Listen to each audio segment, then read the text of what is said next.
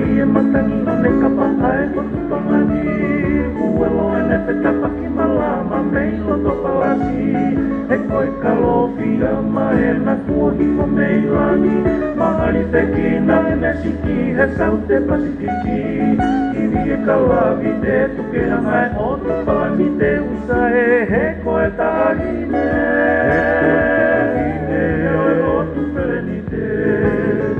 Hai koa te toi te kea Ai mala e ke urea Ka tau e la ahono wha Kei tu koe paionia Sika e kua pasimi ki e toho ana Masta mahanga Sila ia i e mawhana O hai koa te toi te kea Ai mala e ke urea Ta au e la ahono wha Kei tu koe paionia Sika e kua pasipiki e tohana Masta mahanga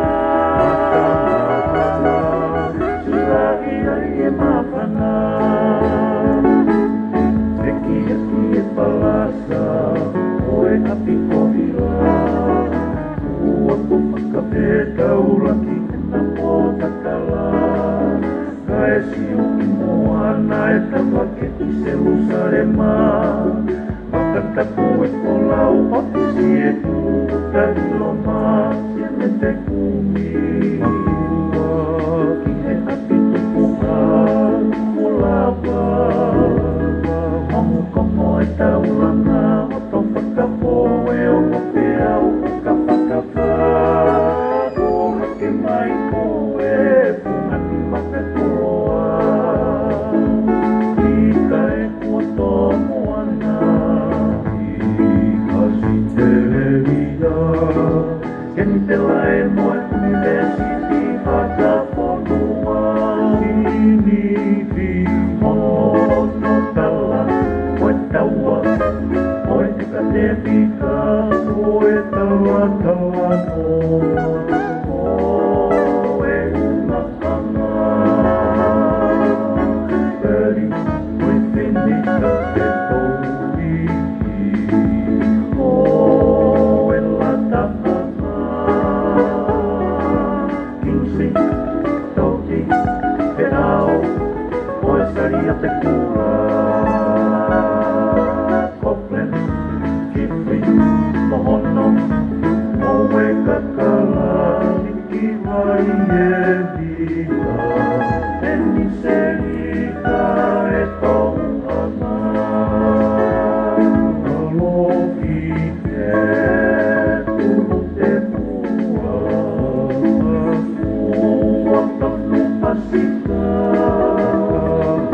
kakua alaha, ahavea, Ahavea lari kuola Alohi te ulu te pua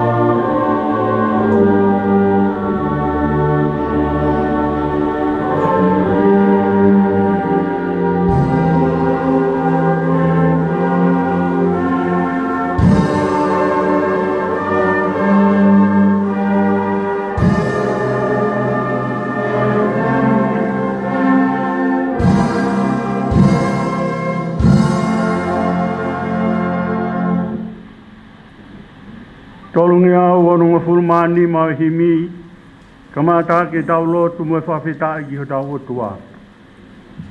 E ke uerelo afe mai ke uhiwa aki mua ai alo ofa ku o fai ma aku he o tua.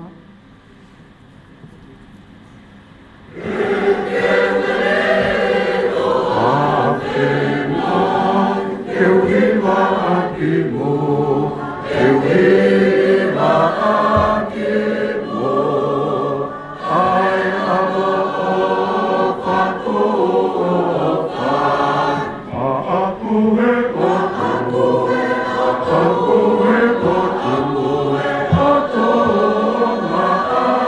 aku he o tua. E kilere i tokoni mai ke wala whakaha mo whakaongo ki mamani a siofu wapa. E kilere i tokoni mai ke wala whakaha ke wala whakaha mo whakaongo ki mamani a siofu wapa.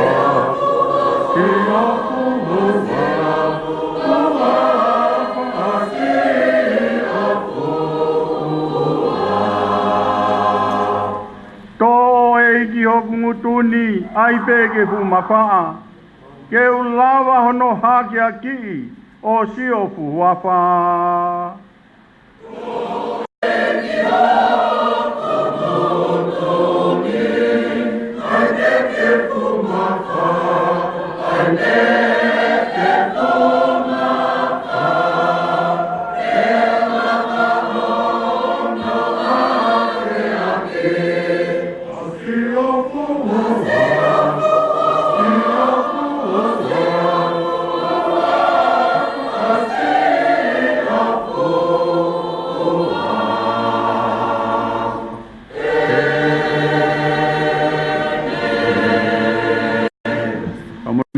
Kamu me ai hukilalo ke whahatau lotu.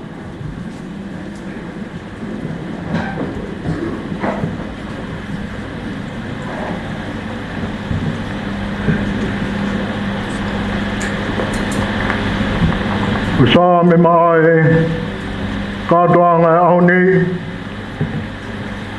kono te au hongfulmahi wa ngai sa me Kumatalau beia me ono hivang fulma fito vesi ono te au mataha sa me tatahiwa vesi wa fito ke te au mataha. Our psalm for today is Psalm 119. Commence reading from verse 97 to 101. Oh, how I love you, Lord. It is my meditation all the day. You, through your commandments, make me wiser than my enemies. For they are ever with me. I have more understanding than all my teachers. For your testimonies are my meditation. I understand more than the ancients, because I keep your precepts. I have restrained my feet from every evil way, that I may keep your word. Amen. O Yeku ofa, Kiholana, o whalaurauloto ki ai, ahakotoa. Wo poto e nai whiri, mo mea i ho tūtu nina. Heu ke te au mau e beia. O wau ata mai ange i ho kau whai ako kotoa. Heu ku whai aku whakalauloto ki ho u whakamonina. O rahi aku iro mea i kau mātua.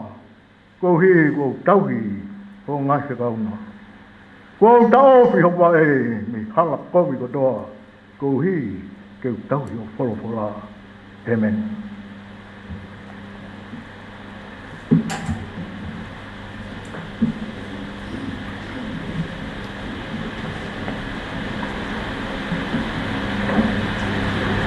Polofola maoni o tua lawa ko ua o le sot ai katoa mo tau iki a koen ko sperio Jesus Christ to yesione ua ki o e vesi ki hono ni ma konga the gospel of Jesus Christ written by John chapter 1, I'll read from verse to 5. In the beginning was the Word, and the Word was with God, and the Word was God. He was in the beginning with God. All things were made through him, and without him nothing was made that was made. In him was life, and the life was the light of men. And the light shined in the darkness, and the darkness did not comprehend it.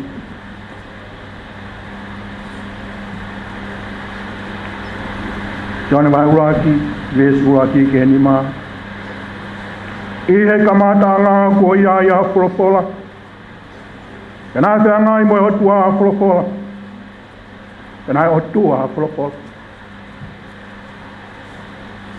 Ko dota ko ia na ihe kamatanga. O te ngai mo otua. Ko hoko mai ai mea ko toa pe. Na po ia te ia. Nai kai hamu moi mea e taha, e hoko mai o ata mo ia. I longa mea kua hoko mai, nai he toko taha ko ia, ko e mo ui. Te ko e mo ui ko ia, ai mama e tangata. Te bulo ai mama i he pouri, pe nai kai lawa ia, e pouri. Amen.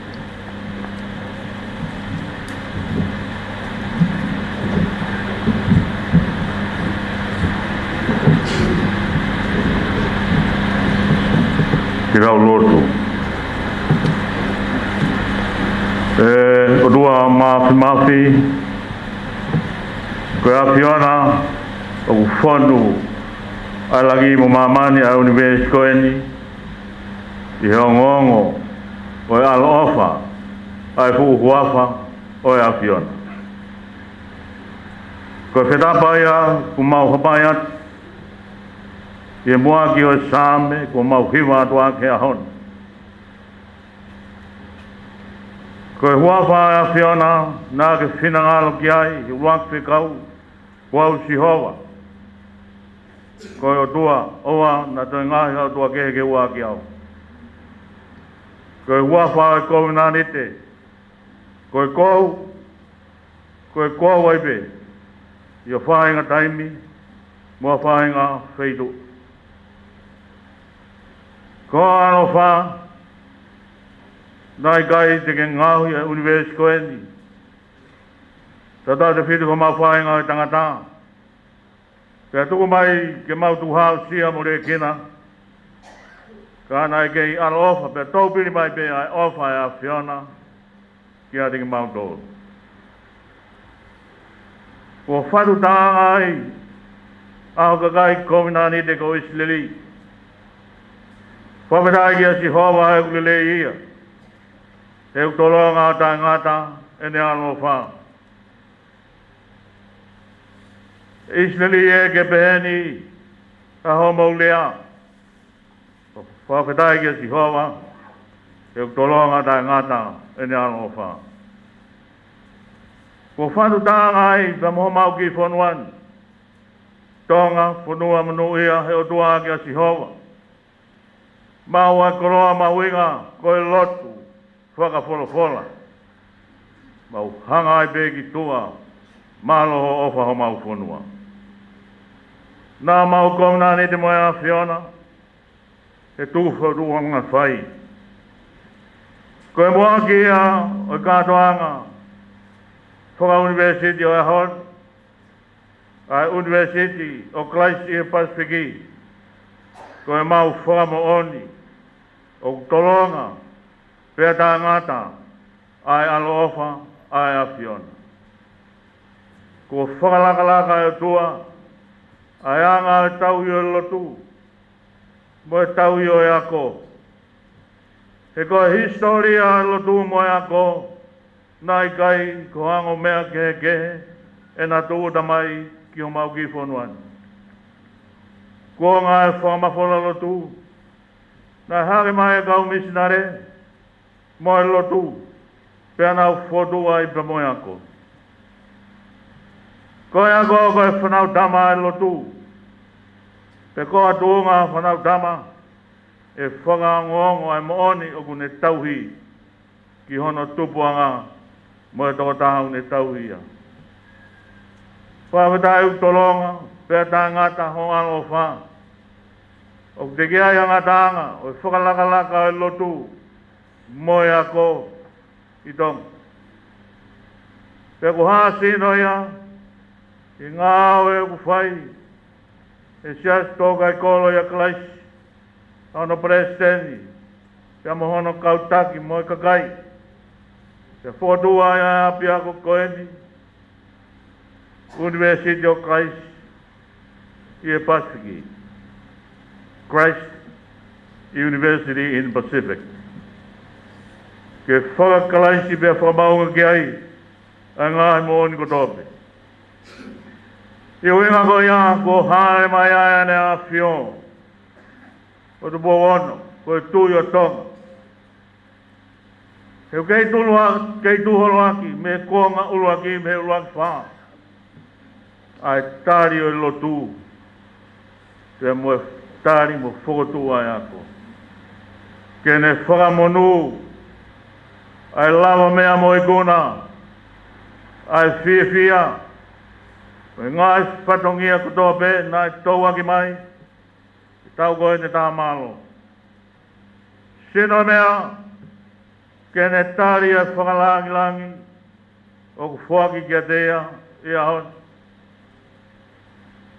Ko ne kaweinga ea ke whonua, i ngā i tō whola kua whai, i pureanga, he sias, he whonua, lot, ako, pia ke maui lelei, ai maui whasino. Pe whaunga ea tangata, pia moi whine kakato. Pia aku tolu hama, ai ako mo Latu, ki hono tau i langi ko ia, pia mau Fakafeta'i. Mea ene ai whare hamo heo fo, ta ene kuini Nanasipau'u, kau maa ta ene princesi Salote Mafile'o Pilolevu Tuita. Mea ene hoi no pere whonua, hoi ingi minista, oi pureanga, me kau ngā oi whapureanga. Kau maa o tua, ai kakai, koe ngā whamiri. Te mok nau tolu ko tope, kua whangawhea mai, koe kau taki lot. Ki mau kau whakataa whangawhea au kene Aviation. Tono whakalangi, hene whakalangi ai ahon. Mau Fakafeta'i kei tolonga pe tai ngata ho alo wha. Pea kei koa wai pea ai Aviation. Ki tatai ki presidenti. Tongatapu whau wai lea saulala. O mai kau taki me kau whai se kau me kai ngalot sia tōkai kolo ia kalaisi. Pea mo tau ia ko whai. Whai e teu kakai. Mahai Aviation mo Tonga. I ngā tapa keke o e Moimoi. O mauloto e toa.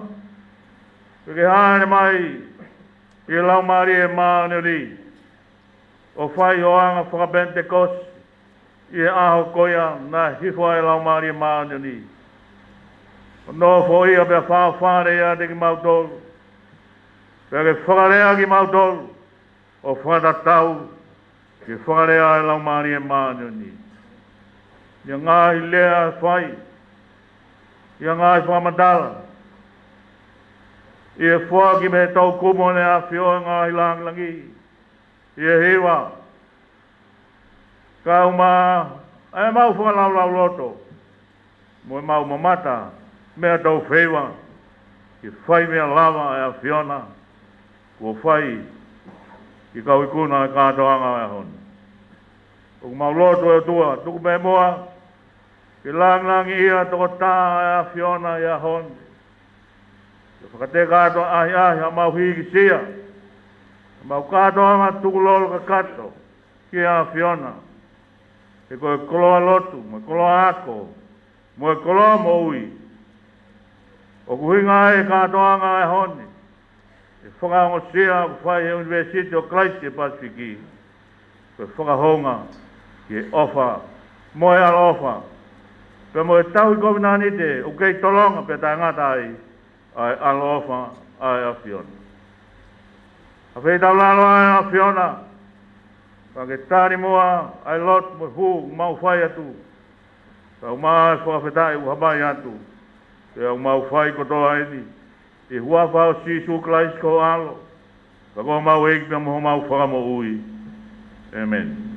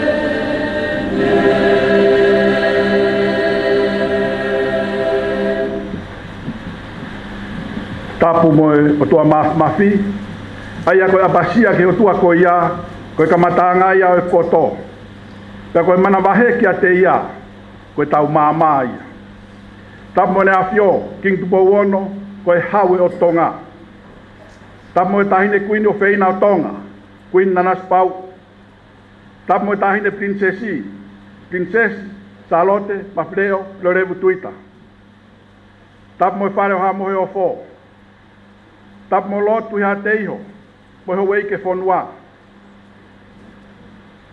tapu mo ek minister polisi Lord Nuku ke ek minister o yako ono pro sia sovareni mo ko to ka minister kabineti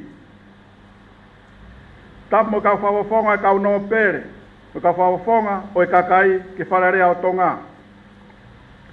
I would like to gratefully acknowledge the presence of the Deputy High Commissioner for New Zealand, Peter Lang, as well as the representative for the Chinese Embassy, Yang Zhaohuo. Tapu mo kau CEO, kau tak ngawe, mo ulo ngai pun ngawe pureanga. Tapu mo fai kau fuatui, mo Palestina sia sia tawatai na Tonga, fai kau Tongatapu. mo ko toa e kau takilotu u tau kau whataha i he whataha koe ni. Tamo Palestina sa stokai kolo ya kalaisi, fai whikau toke tāri whawa ere saulala. Skei tai lahi siasi, fai whikau ne siasi kolo, peke kau fai whikau mo siasi hono katoa. I would like also to gratefully acknowledge the presence of the President and CEO of MI Air Aviation Education, Dr. Sebastian Hans, and his wife Leah from Los Angeles, USA. And as always, Professor Brian Cusack from the Auckland University of Technology, Professor Steve Kumar from Auckland, New Zealand. Tap moesea, mo kau me mi pakotoa po te pure University o Kalaise Pasifiki. Tap tamo Professor Ana Maui tau whirungaki. Peke kotoa o e kau ngaue a University o Kalaise Pasifiki. Tap mo kioa, mo uhi, mo hamatapure. Tap mo kau whakawhi no katoa. Tap mo mātua tau I whanau. Tap mo tonga ko toa pē, wawat kia I whakawaani, I ngalu ea mo ngalu o pē, I tongani mo o tumuri. Whatap make whoki, ke kau maa whakailonga, whakaako, me University o Kalaise Pasifiki, ai au tau I heni, e aho koe ni, ke whahano katoa ngā, mo malari whiawhia. Tala mo ka pui, ai ngai Tongatapu, ka tā ke whakahoko a proklama o aho whahistoriani. Kioa, kuna panga maari e pangai, pia ko langi maari e ho tau aho. Ta hoko atu, ke proklama o aho whahistoria koe ni. Ta hoko atu, ke rea taritari, whakahoko ia, e Professor Ana Maui tau whirungaki, koe Dean o School of Education.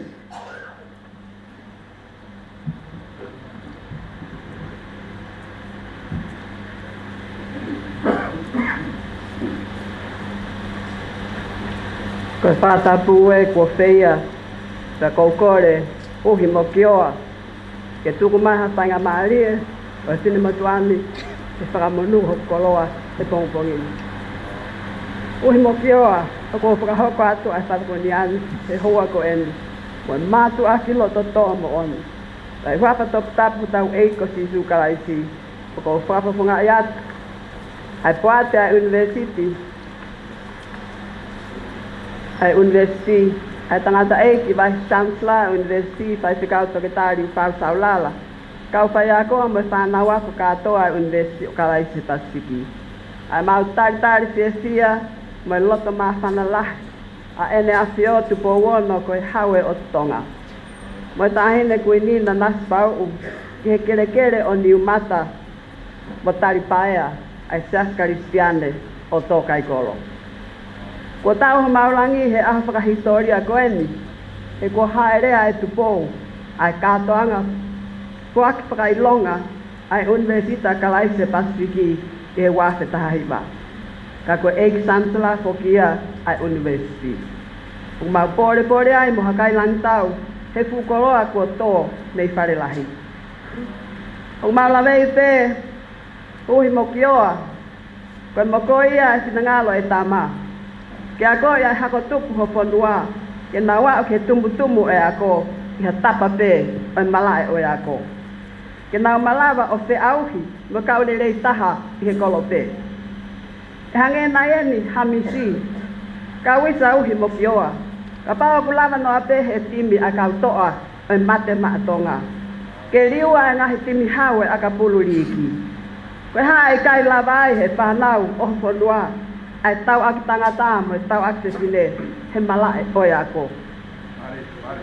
He koe kau mo e kiao niu, ai aku a ana ai poto mo ilo, mo moani ko toa pe he malae o ako. Ai tu I o langi mo mamani, ai na mo moi kia he uraki paa, ai fonuani mo hono kakai. Uhi mo kioa, koe whanau mo whaiva e hako tupu o fonua. Te nau lama no ape o ikuna he malae o ako, he tatak whakamama, mo whakaivia ki nau tolu, he lau maaria maanioni. Te nau malama e ke nau ngawe I whakautu mautu ha Tonga, o ku nau apasia mo mo ui aka siova. O ku nau whapapau I, o nau whakamoui mo nau hui, Ahano alo perea sisu kalai. Hatonga aku na fumaluai hono kakai, o ikai pule ke hea, o hange na hoko ke tau ngahi whanua kau ngā api. O nā tawa taina i he malu e lao mo lotu. O nā nofo meri no ai, koe whanua a ka inga.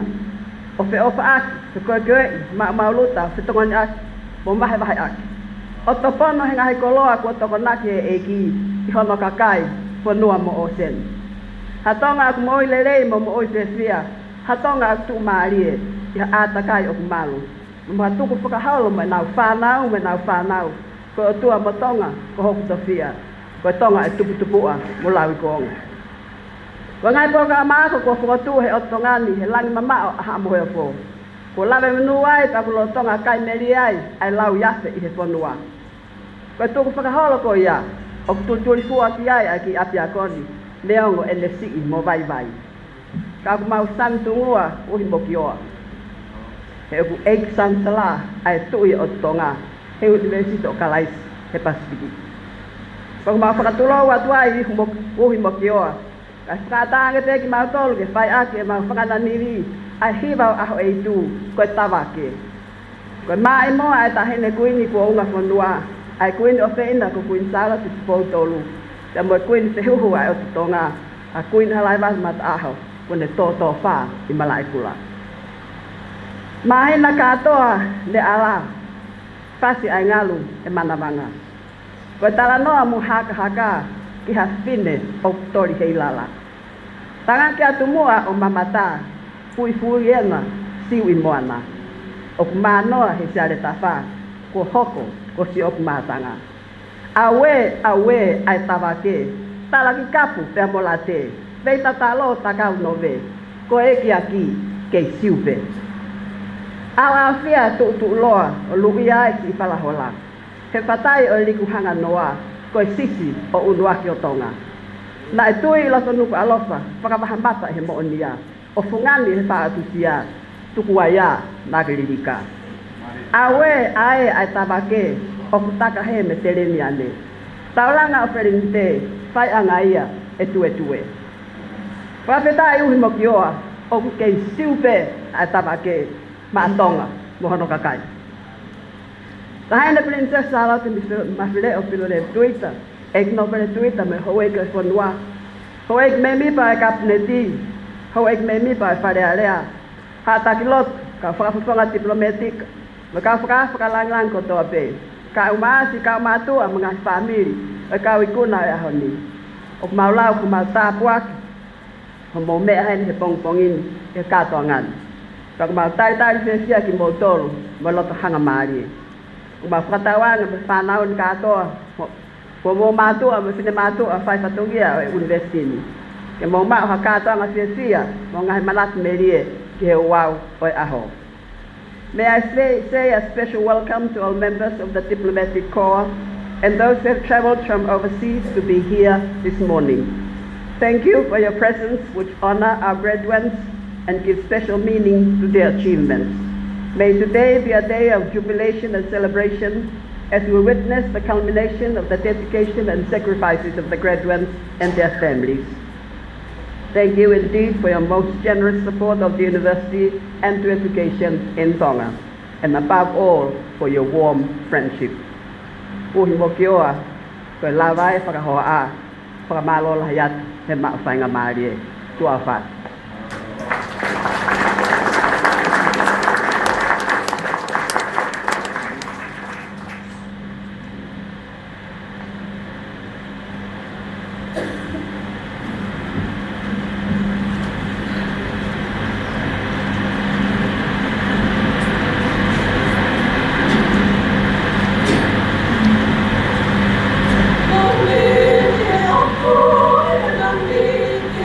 Oh,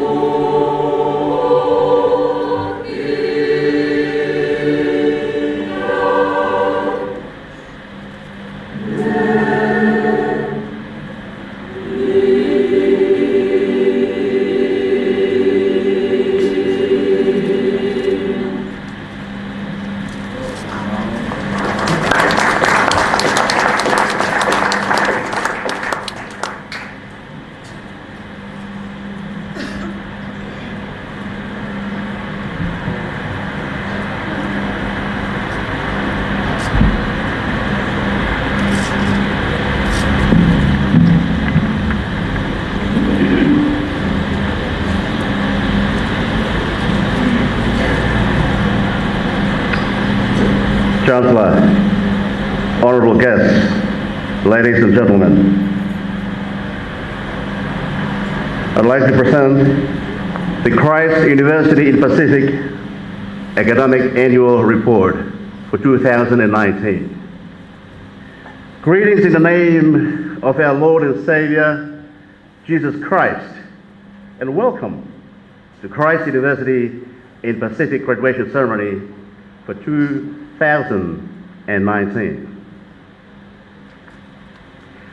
Our mandate has been and will always be to provide a biblically based and Christ-centered tertiary education in which our students can thrive both in spiritual and intellectual dimensions. It is our desire that the programs that we provide would lead our students to maturity in loving God with all their hearts, minds, and souls, to grow in wisdom and stature in His sight, and to go out into the world as salt and light. At Christ University in the Pacific, usually abbreviated as CUB or simply CUP, has 5 schools to date: the School of Apologetics and Theology, School of Business and Law, School of Education, School of Computer Science, and School of Science. Various programs are on offer at each school. For undergraduate studies, online short courses to bachelor's degree programs are available. At postgrad level, master's and PhD programs are on offer for suitable candidates who have successfully graduated with honours in their respective program of studies.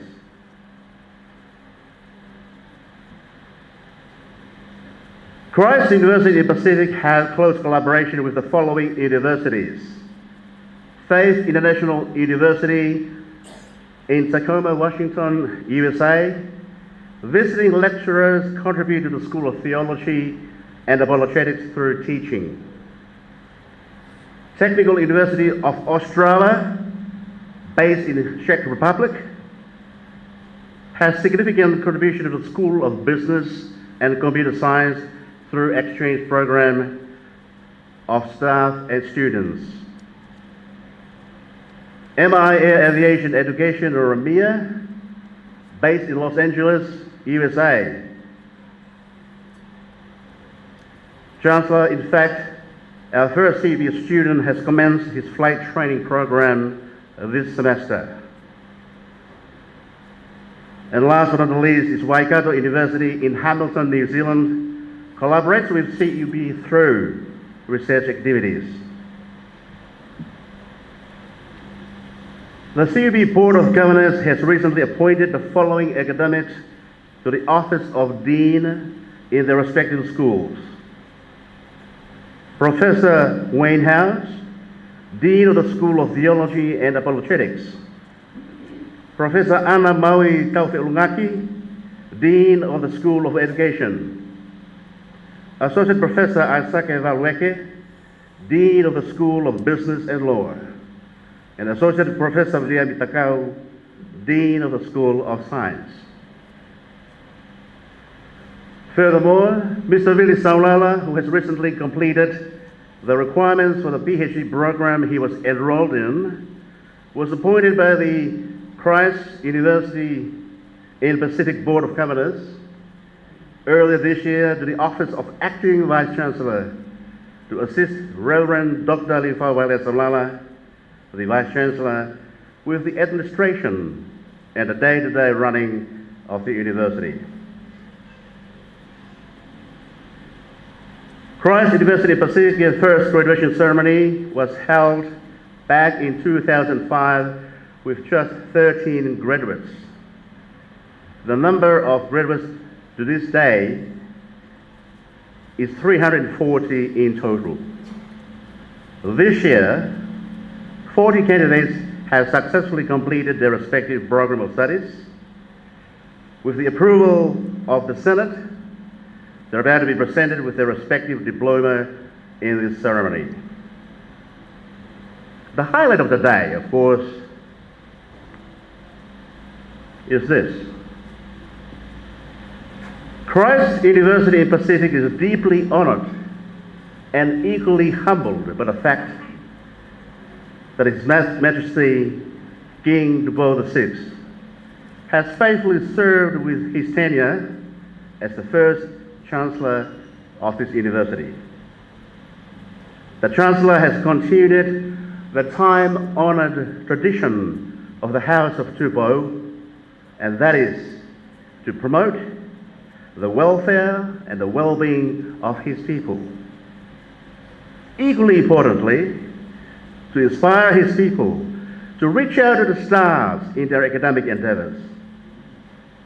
Subsequently, as a matter of deep gratitude, Chancellor, Christ University Pacific is privileged to present the first ever honorary doctorate to the Chancellor, His Majesty, in recognition of his selfless service, vision and leadership, not only to CUP, but the entire nation of Tonga. Please allow me to conclude with the following remarks. Christ University is committed to fulfill its vision and mission for the benefit of the people of Tonga in good faith. Drawing divine inspiration from the Great Commission to reach out beyond our borders to the South Pacific region and to the world at large. This year, Christ University in Pacific has reached a new milestone. It is its 50th anniversary. Christ University in Pacific owes its existence to none other than God's providence and grace. Despite its humble beginning, the progress is slow but steady, yet very promising. In God we trust, and that Christ University Pacific has a very bright future. We affirm the sovereignty of God as the creator of all things in the universe. We affirm the Bible is the Word of God in its totality. We affirm Jesus Christ is the truth, the life, and the only way to the Father. Christ University in Pacific, we strive to provide the best tertiary education possible so that He alone would be honored and glorified. May our loving Savior have the preeminence in our lives and in our labor.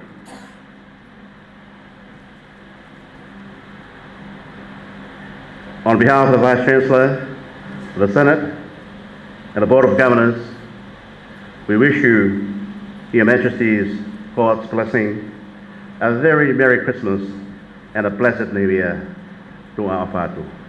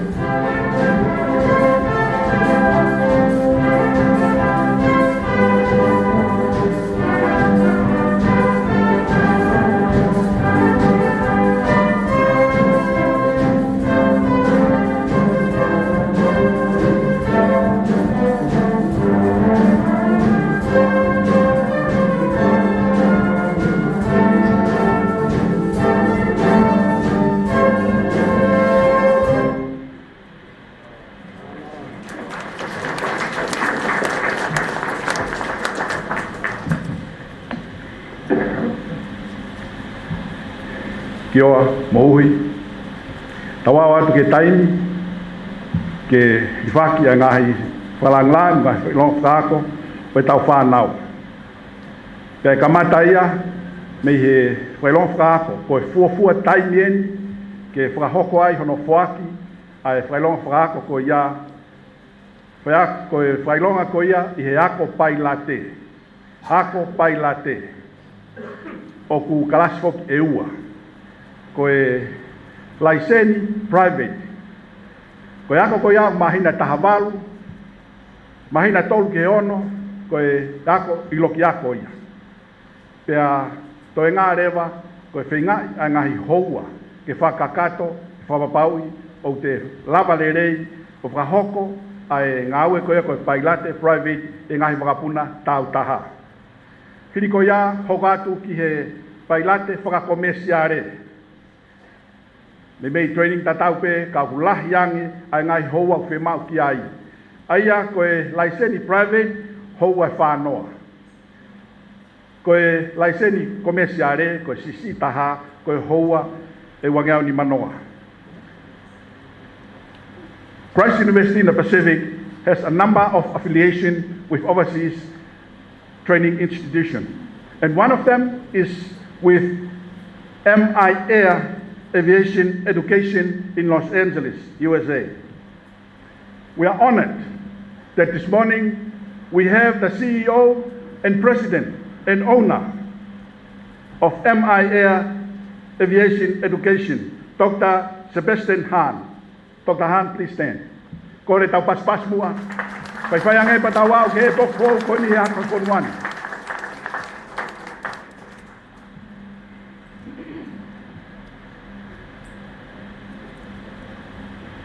Ko toko taha, ko e fuafua toko taha ia. Ke ne ikuna, ai whailonga ko eni, ko e ako, pailate. License i e private license. O ku whakia kia Reverend Samuela Halatoafa, me tawa matai ka vavau, nuku fatai, nofo LA, Amerika. Ko e whaifekau ene siasi toka i kolo ya kalaiki.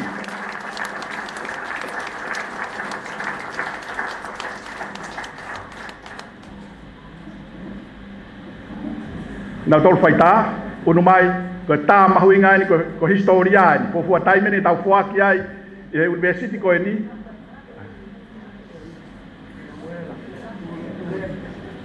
Tui.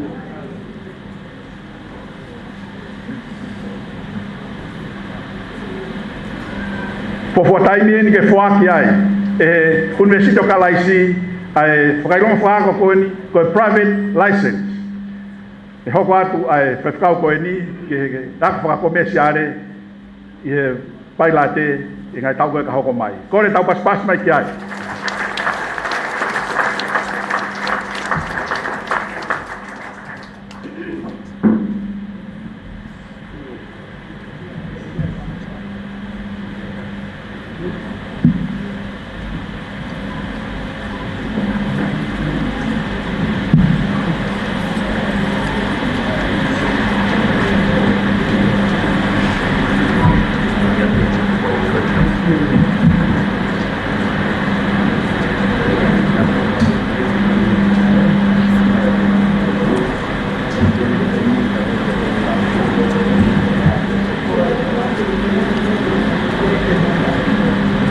Dr. Hahn, please, can you give a short remark about your institution and the affiliation with Christ University in the Pacific and the opportunities that will be coming in the future for Tonga and CUP?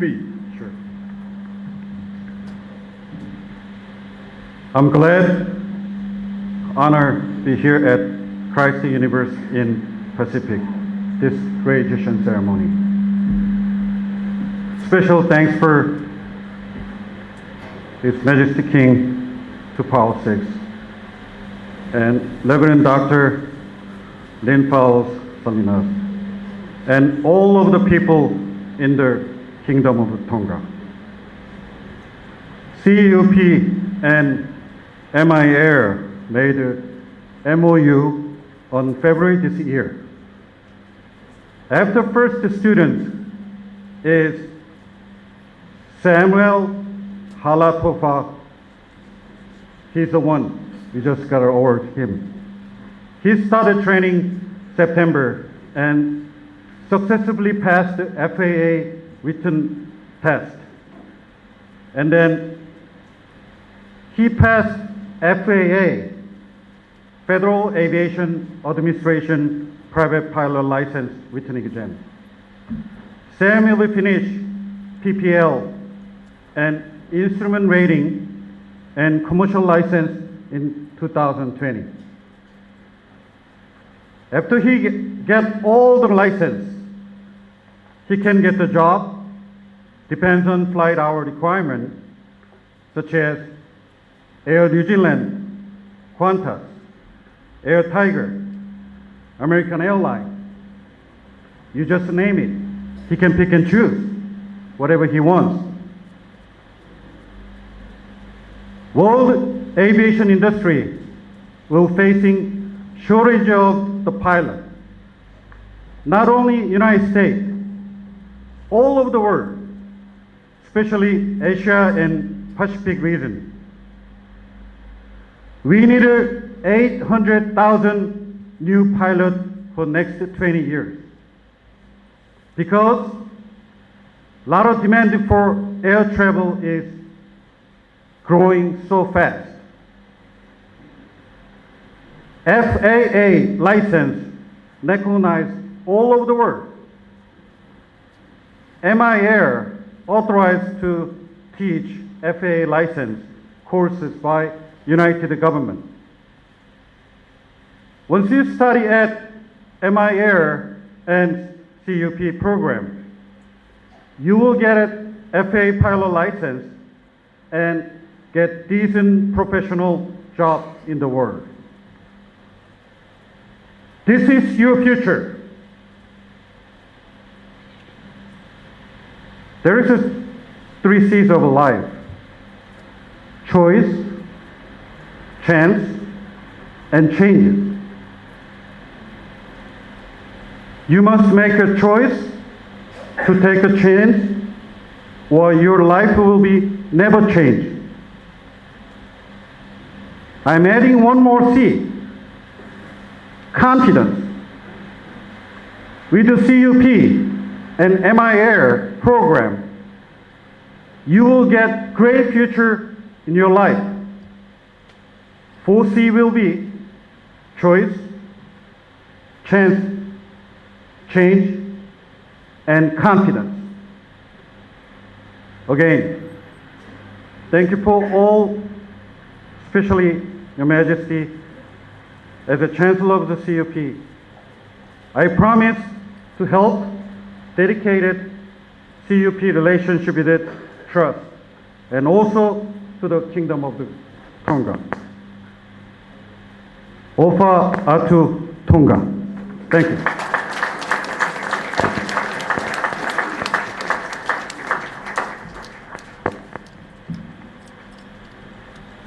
Jehovah, Almighty God, Your Majesty,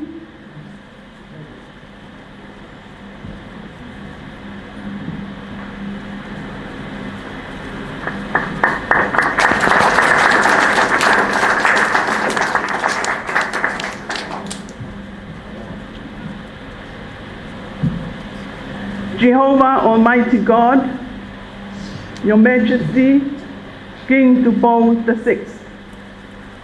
I am deeply humbled and greatly honored and privileged to announce the graduates who had successfully achieved the academic qualification of a certificate from their various levels and various disciplines from Christ University in Pacific for the academic year 2019. Taina halatoafa, tawa vava'u folaha Tongatapu no fotofoa.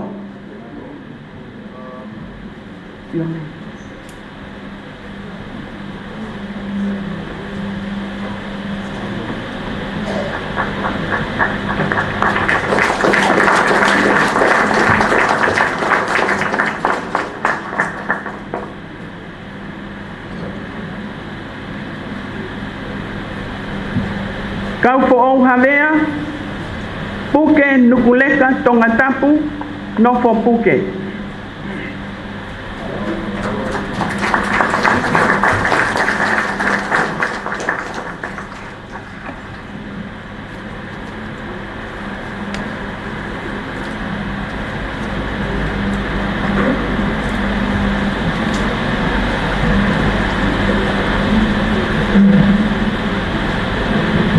Kalonia, ahi, asupa, fifita, kakau whakaatui.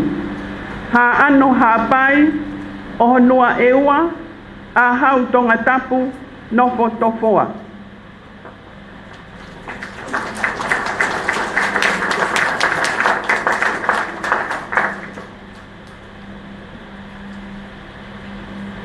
Whakamanatu mo ui meilangi ke tuu, foa haapai, holonga vavau, nofo tofoa.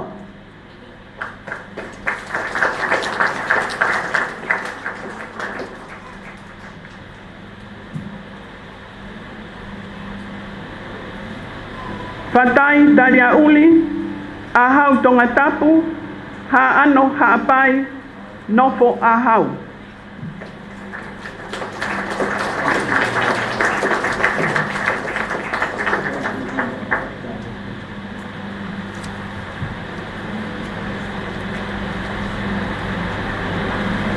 Aisea taukave he lotu veilofia, ahau fatumu Tongatapu, ta nea vavau nofo ahau.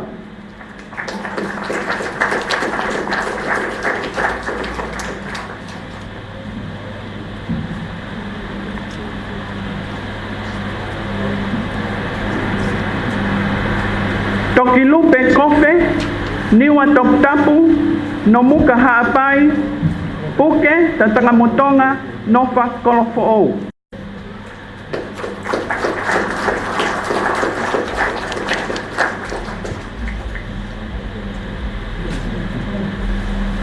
Mele hekina Latu, tawa longo mapu vavau, mo unga one haapai nofo haveluloto.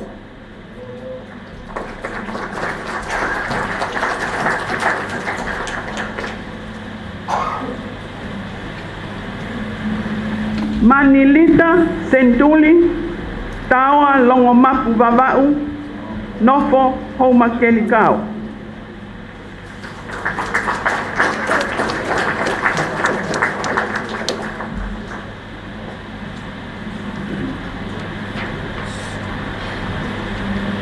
Adrian Kavika William Tuifua, nomuka hapai nofo tofoa.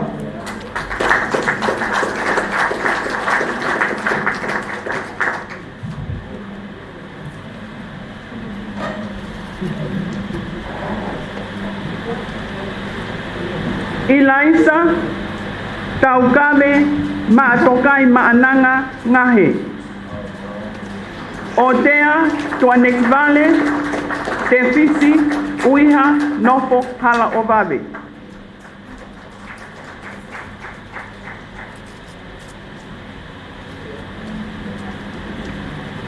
And our final graduate to receive a certificate is Siosifa Tuyaki Hemoui ai Eiki Whakaongo. Toula Lape Noa Papu Talau.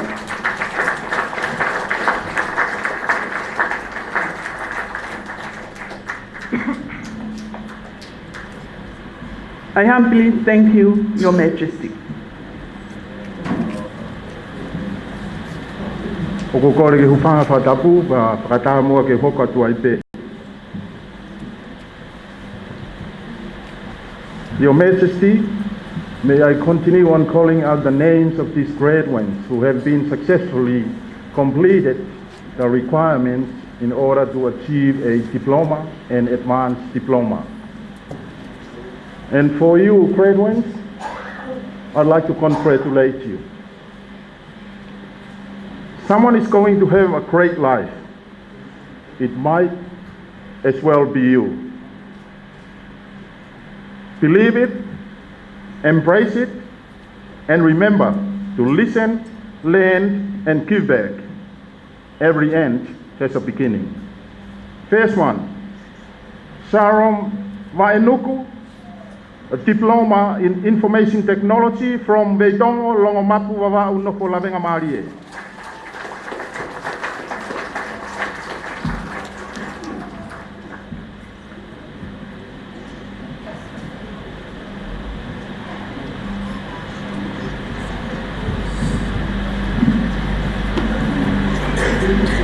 Kele Pilangi Saulala, diploma in information and technology. Lema atua, Falelo and Nito Ua Noko Lavengamalie.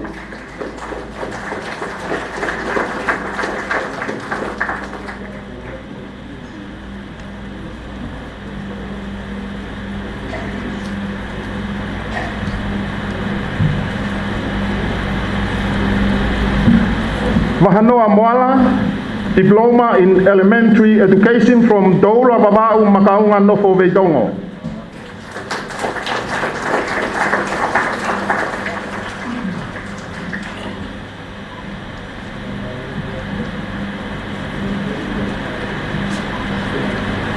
Christina Anna Vaikoloa Czech Group, diploma elementary education from Kolofo and Kolomodua.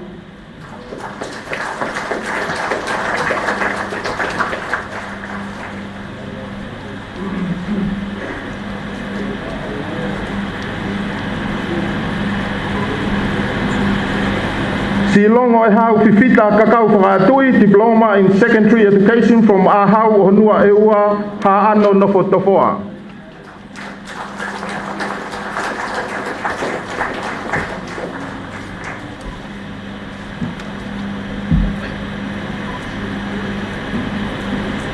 Ana Seini Are, diploma in elementary education from Holonga Taua Wawa'u Nofo Tofoa.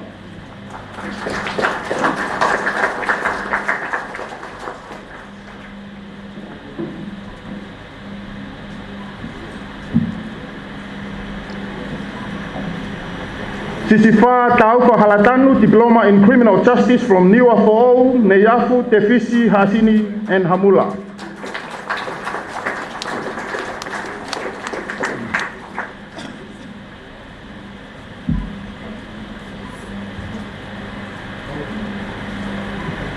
Sailosi Fa'one Aholele Junior, Broomfield, diploma in criminal justice from Fasimoyafi, Teamo Ma'apanga.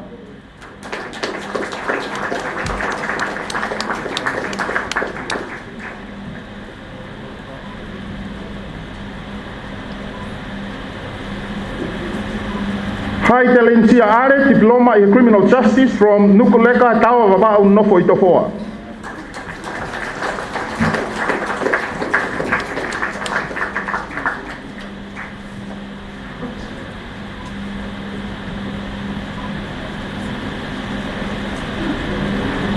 Advocate Te Talafungani Kimiko Tete Moana, diploma in business administration from Homakelikao Tongatapu.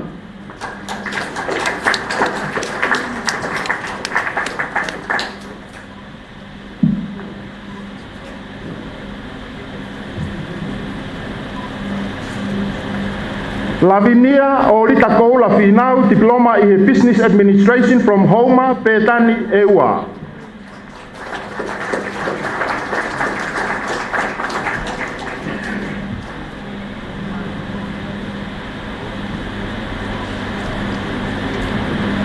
Salome Matapahi Ofeina me ilangi fotu, diploma in business accounting me Vaini Kolofo Hoi Teamola Paha.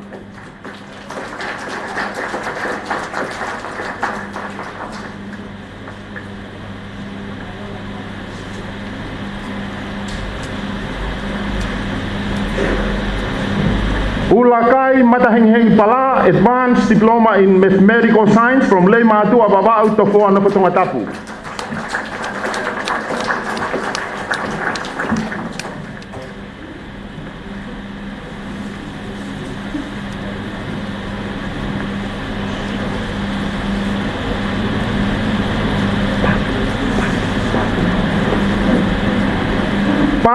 Klase Tupou Advanced Diploma in Network and Cybersecurity from Dola Baba'u Feremea Hapai Nofo Ilongolongo.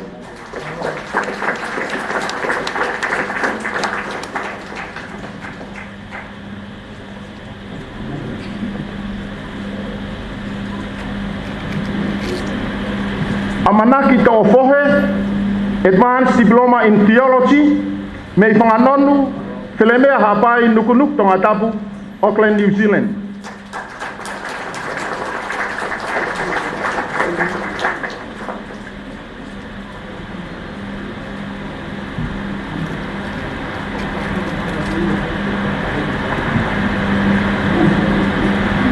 Se misi Talasinga Advanced Diploma in Theology from Niuafo'ou Tataka Motonga Ofu Baba'u.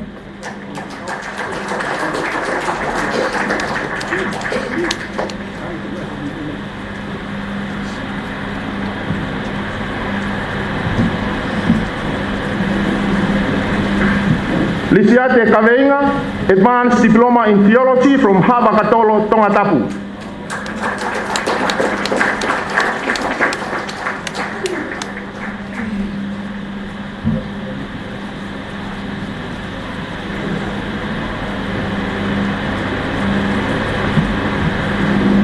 Sanaila Kaufusi, Advanced Diploma in Theology from Hoi, Tongatapu.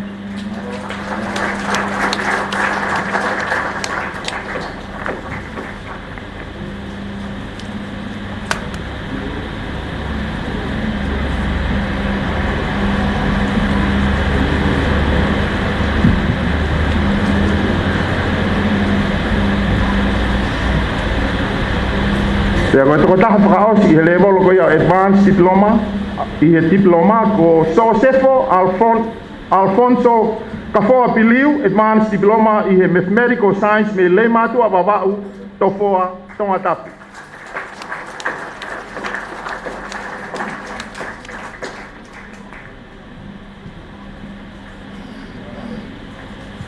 Pamalo ati o afio ko lava i level diploma. Pamalo ati o Tega o Maroki.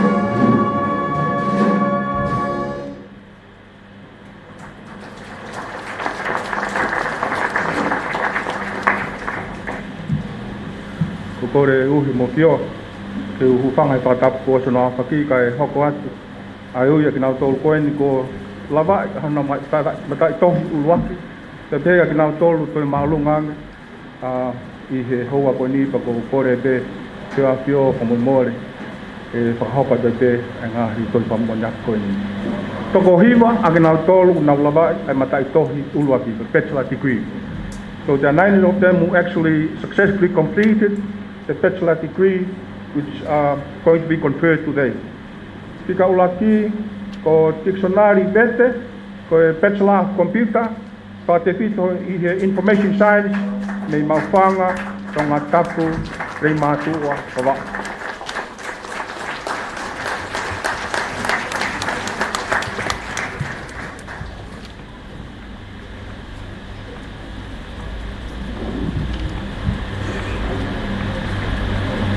Kono hoko ko Samiwela manu tui pulotu, Bachelor of Computer, Fakafeta'i I Information Science, Maufanga, Vaini, Pilolevu, Tongatapu, San Francisco, USA.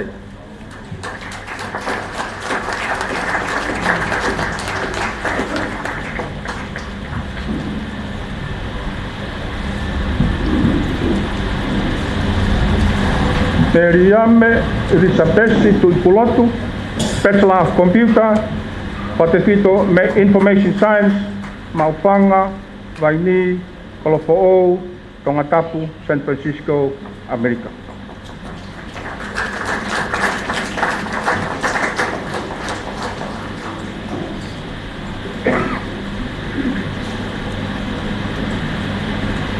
Sione Toamotu Taupa, Bachelor of Computer, Fakafeta'i Information Science, Terehake, Alaki, Polonga, Tofoa Tongatapu.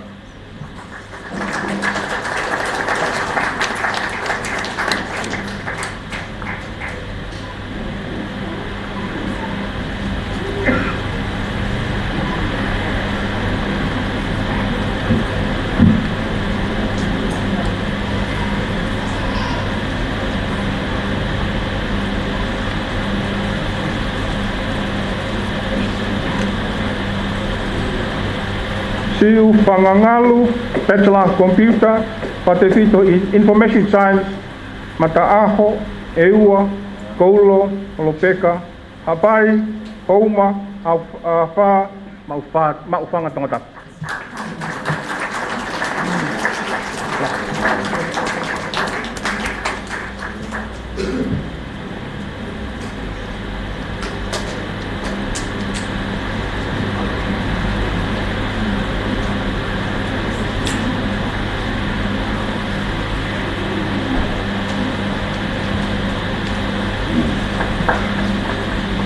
Me sui, Fakahoko Ilolahia, Bachelor of Computer, Fakafeta'i Information Science, me yofu, Pilolevu, Ha'ato'u Pangai, Lifuka, Lakepa Pilolevu, Tokomololo, Mataika Tongatapu.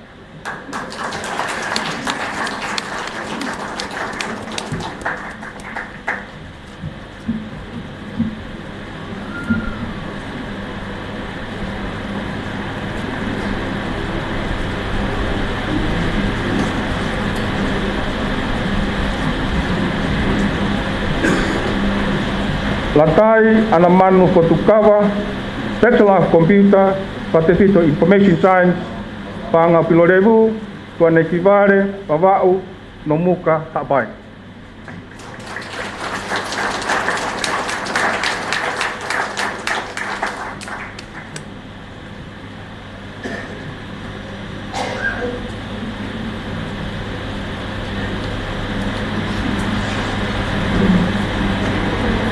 Venture o Latu Pacifici Kafa, Bachelor of Science, Major Mathematical Science.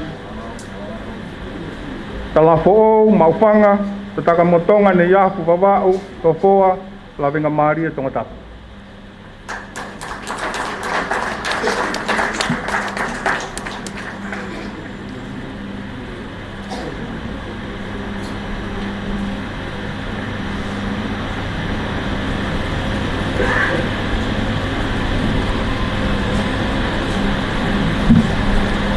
Ko Ko whamumita e toko hiwa koe mahana matai tohi uluaki. Ko ima, Sekolaitika, Hafoka, Bachelor of Theology, Vautu'u, Navutoka, Maufanga, Kapeta, Kolomadu.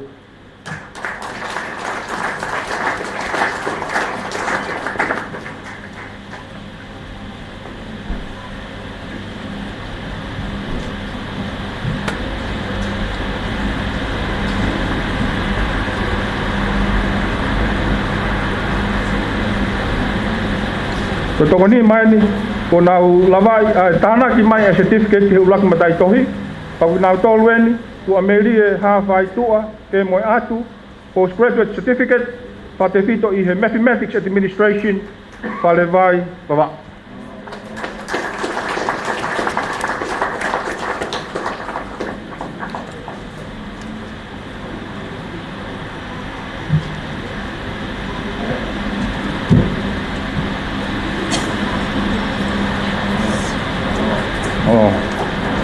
Ne he maia kakau whakaatui postgraduate certificate Mathematics Administration a te iho o whoa Tongatapu.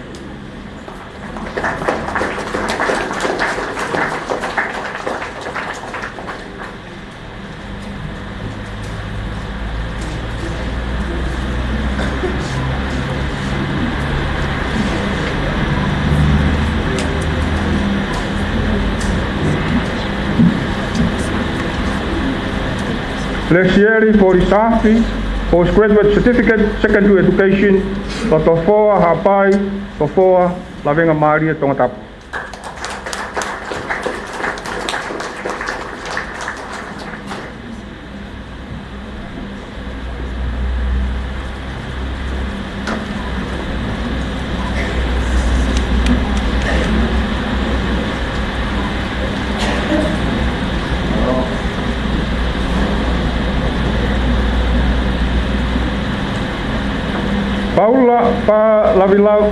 Paula, Latu, postgraduate certificate, Theology,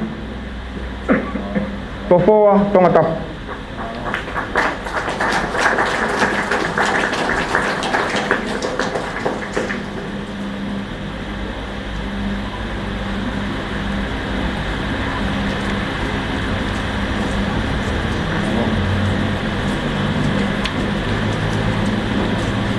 Orive Fayatu Mangisi, postgraduate certificate, Theology, Havakatolo, Hifo, Tongatapu.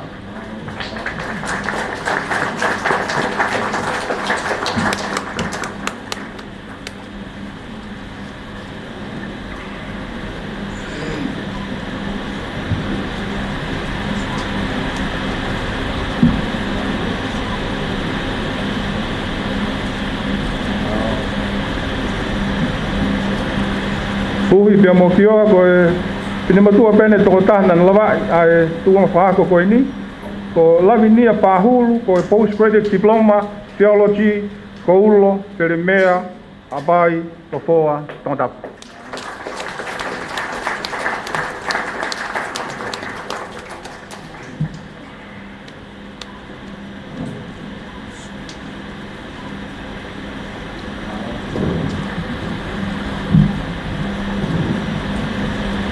Koe ngoua koe ni ka whakaosea ke tau tanak tunga te lave peke hingoa. Pai toki hao pea Brian Kusek o ne wate ki background te lave I pea moe o whakapaponga koe ni kuna lava ilerei e nā ko I he tanak tunga o ea honi. Uluaki ko moui a pasia si kareti kafa, kalafo'ou, maufanga, takamotonga, ne iafu, wawa'u, Tofoa, Lavengamalie, Tongatapu.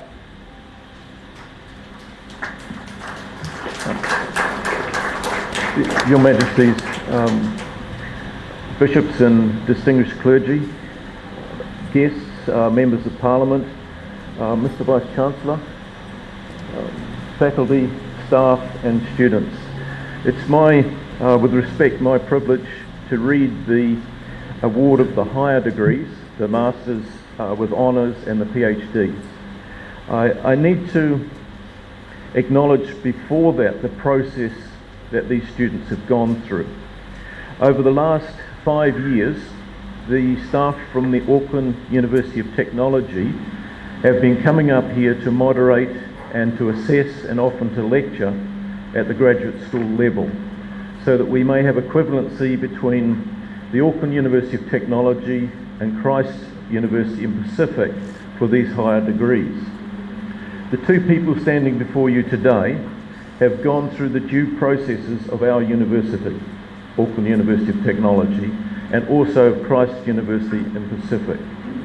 My heartfelt motivation when I came up here originally nearly 6 years ago was that we would have equivalence between Tongan education graduates at the higher level and any other system around the Pacific, including Australia, New Zealand and the United States.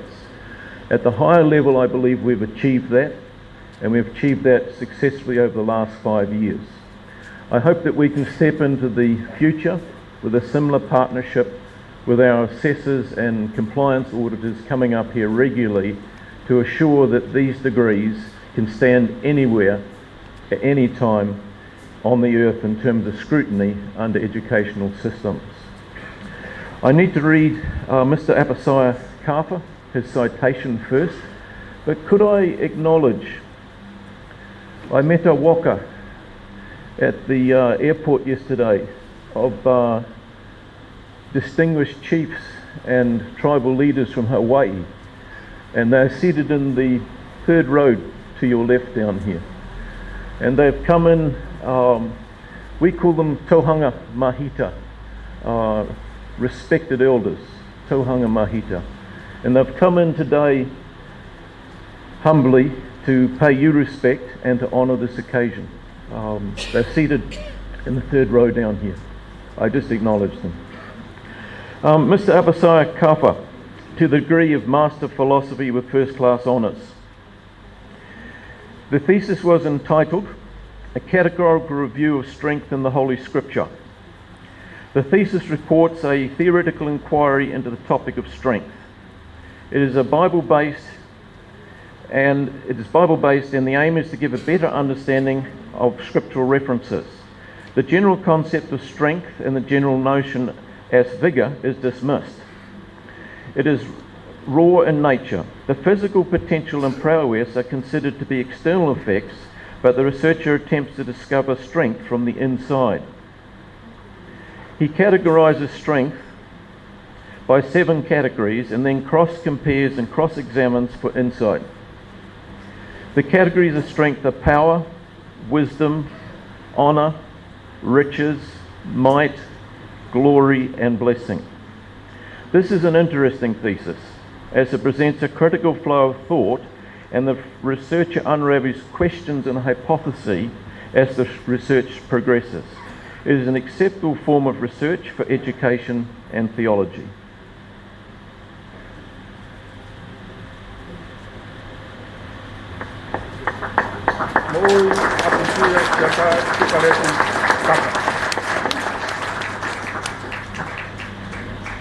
Master of Philosophy, First Class Honours.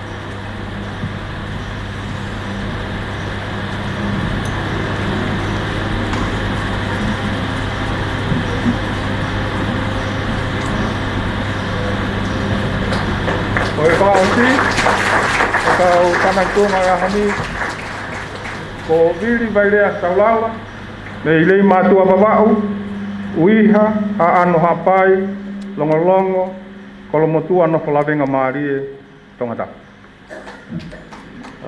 Dr. Vili Salala.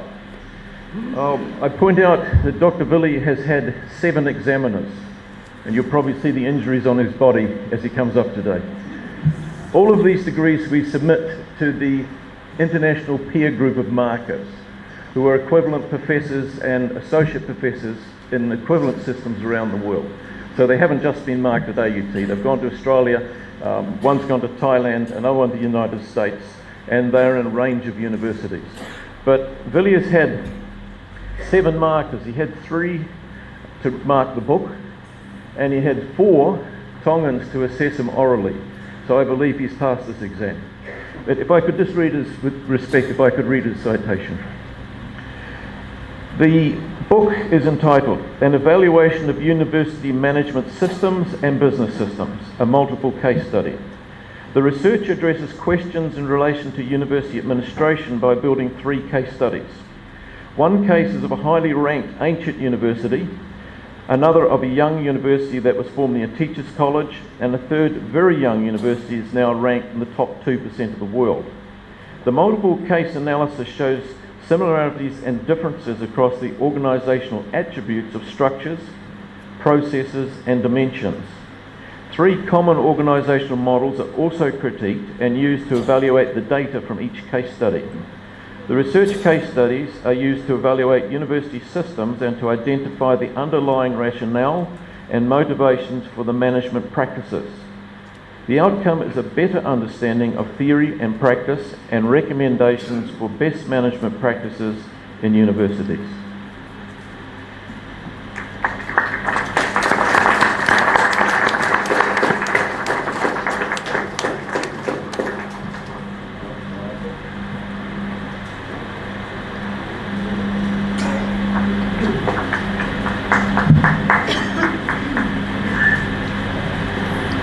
Koe tau tōtaha pia tau ni uhi pia mo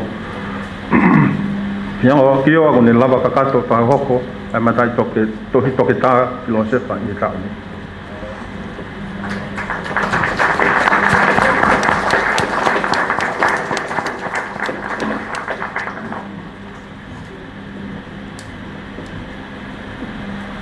Uhi pia mo ki o ako e whamaolo to honga ko e kakato ia o ki nao tolu whakakato e nao whakamua ni ako i tau koe ni i hua ke tahiwa mahalo ake.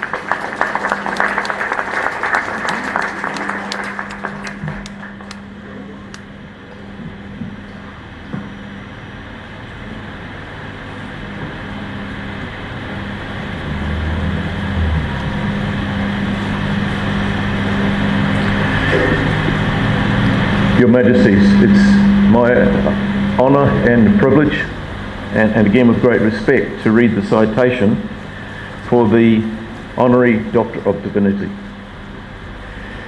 Christ University in Pacific.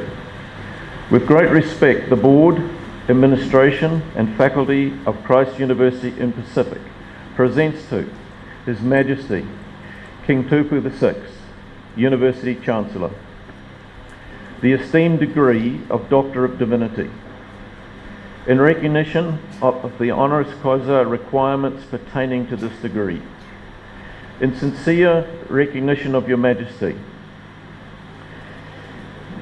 as the ceremonial head of the University, who has graciously shown benevolence for Christ University in Pacific, the mission to educate, the devotion to service, and the prosperity of our land, we respectfully express our heartfelt gratitude for your presence and continue to look forward to a prosperous future through hard work, dedication, and our common efforts to serve God through education.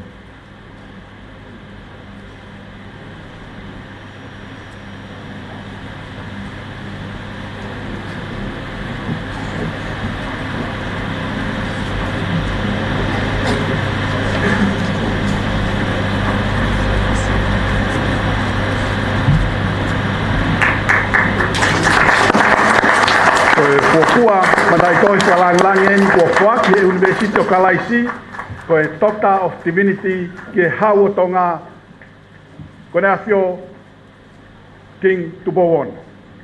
Ko asia tuia Professor Brian Cusick, Distinguished Professor Paula Saulala, Vice Chancellor, Tamo Professor Steve Kuma, Professor of Apologetics.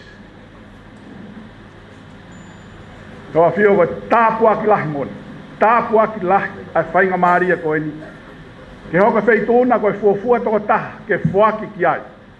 Ai fuafua madai to lang. Doctor of Divinity.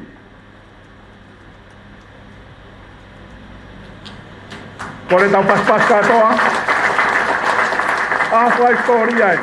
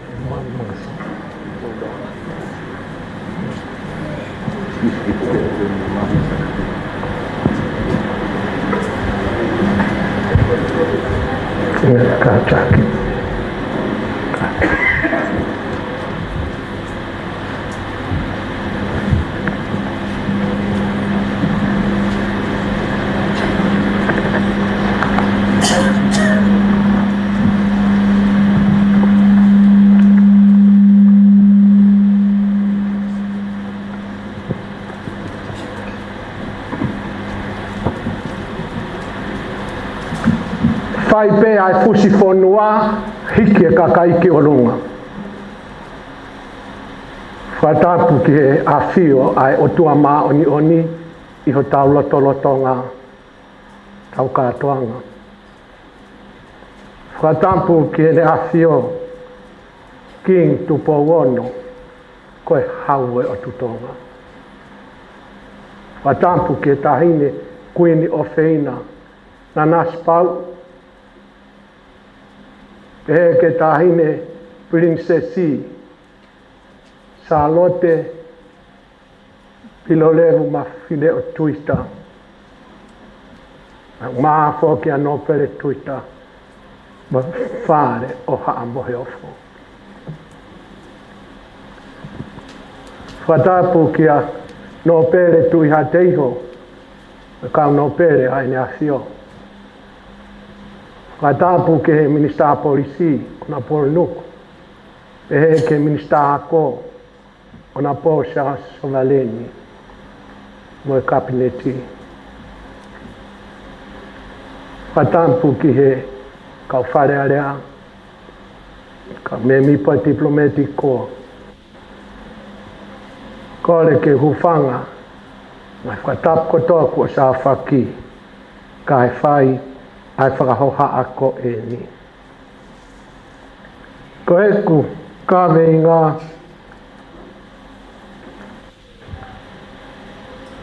aho ni ko e ki I whanua mohu monu ia a Tonga I hono tāpua ki ehe o tua I he tuku whanua. Lau ai puna ke Nai ai haki whanua nai tūhe o seni. Nai kai ke mau o tua. Ma siva lahi he mea ko lelei. Kai hoko mai ai lo tū. Whanongo e mo tū. Ke mea ai Tongatapu. Pea ta foki. Ai hou e ki. Mo e hau. Whanua monu ia mo oni. Kako Tonga. Ospe ai tau e walu o tu uta e kosperihe o motuanga ofa kua toe ofa. Tau e walu. Talanoa ia ka misnare senturi ko simo ka tohi ngau e fa misnare. Wambe. Ya ngai fonua te peke toe ofa e ka kute au tupu. Ano fa e kosperi. Kakotonga! Tau pe walu. Toe ofa I utui I wawa ana ia ene awhio Tupou Latu hiri pe ai tau e ni mamei ai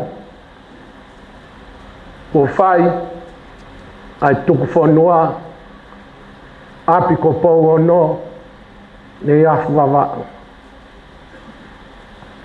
pea koe wakai ko se ai se whanua ngai puranga hau e a ko ia e tuku ki ai a Tonga.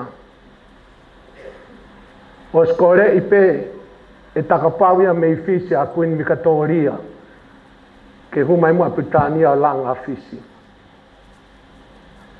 Fia lahi a Tahiti kole ki Faranse ke mawat nau tolu o tokoni. Humai rewa siamane mo Amerika na vai ua o tu Hamoa. Fefere wa Tonga. Fefere wa Tonga. E tuku ia ki fe ia. Hau haa mai ai ho e ki me whakau kau pe tuki fe ia. O ono.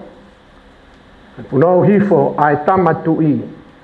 o ne to ai kere fofonga I ki mo tu o tuku ke o longa ki o tua ko ia pe falala anga ko ia pe ke malu ia Tonga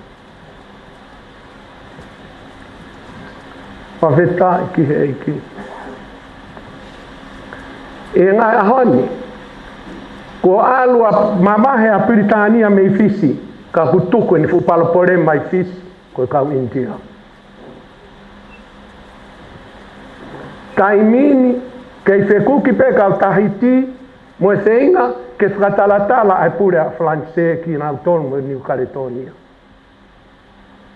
ko otu Haamoa kei feinga Haamoa ke na utaha ko apia o na loto ke to Western Samoa pa fa am ki pango ke to American Samoa kana utaha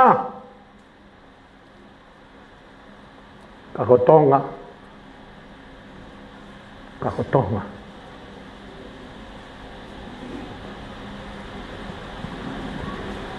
kai ke tau popula ke afonua tau ataina lere tau ngahi mea kotoa pea ke tau ulunganga whakafonua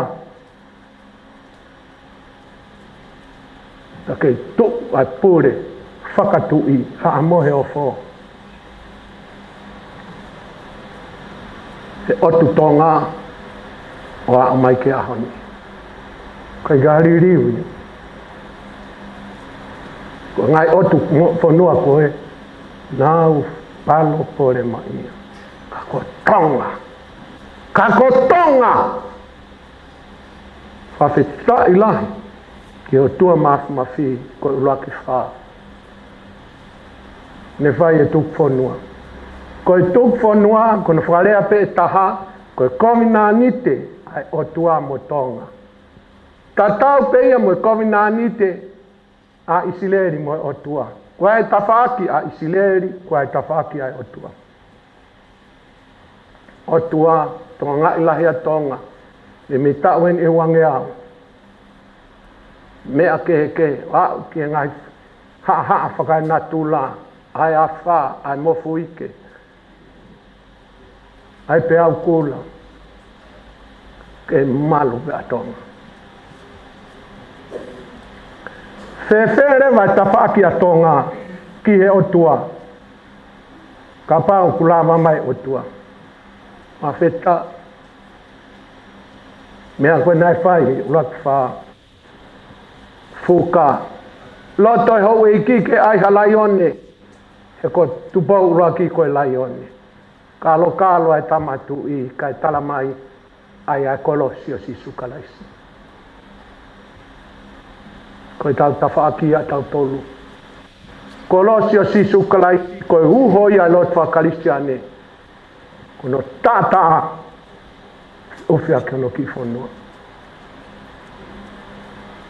kai ke ngatai ai e ulaki wha moto ai fonua o tua mo Tonga tofia mua e o tua toki Tonga oi ai poto ko tau tofia ia mua pe o tua ke o Tonga I kai ke ngatai he tawhaaki a tau tolu e komnani te mo o tua tutuuni e ulaki wha tau he sāpate ke tangata whanua pe e uai mamani tau he sāpate kau isileri pe mo Tonga Moni ai rea whai e 5,000 turi koloi ngai a koe ko Tonga ko isleri fo o hono wai ai peke toi loia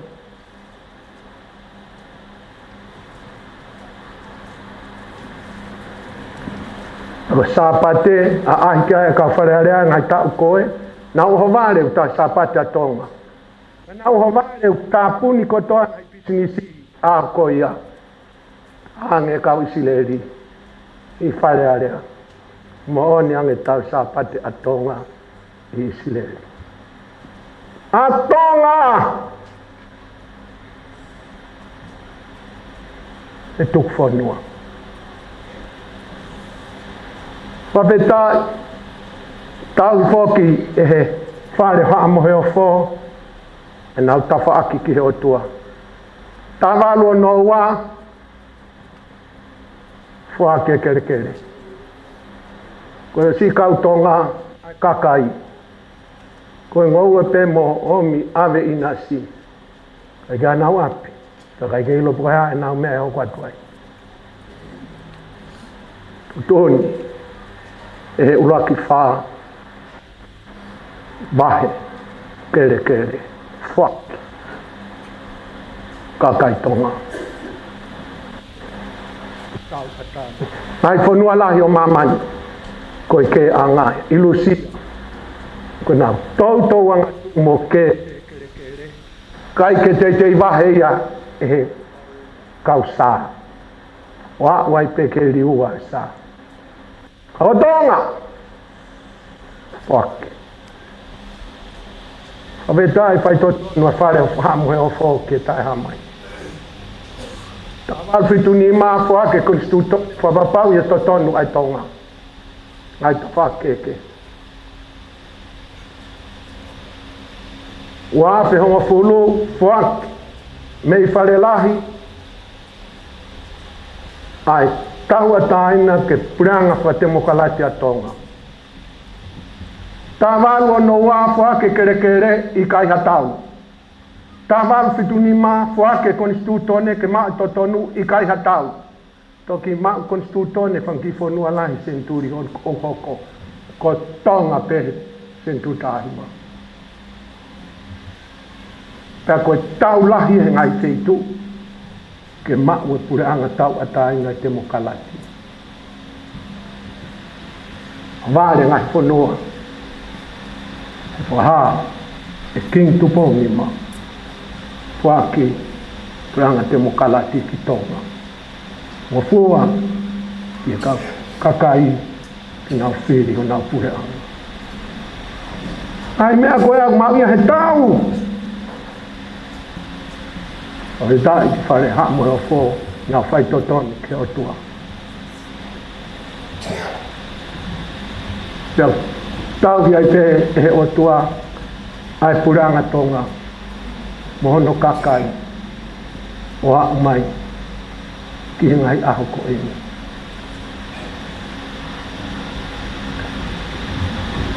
Lahi ai ngahi pakai na tūla hoko ai a wha tau whanongo ke ngai whanua kaunga api ai pekia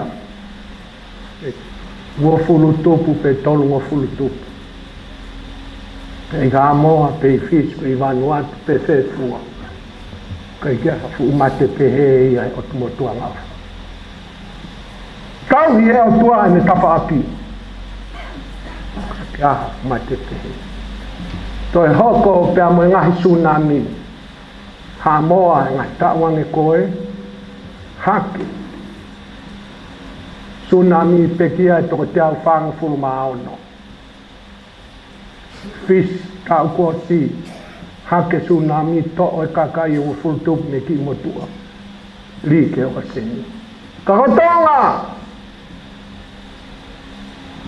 Pekia hamea pehe.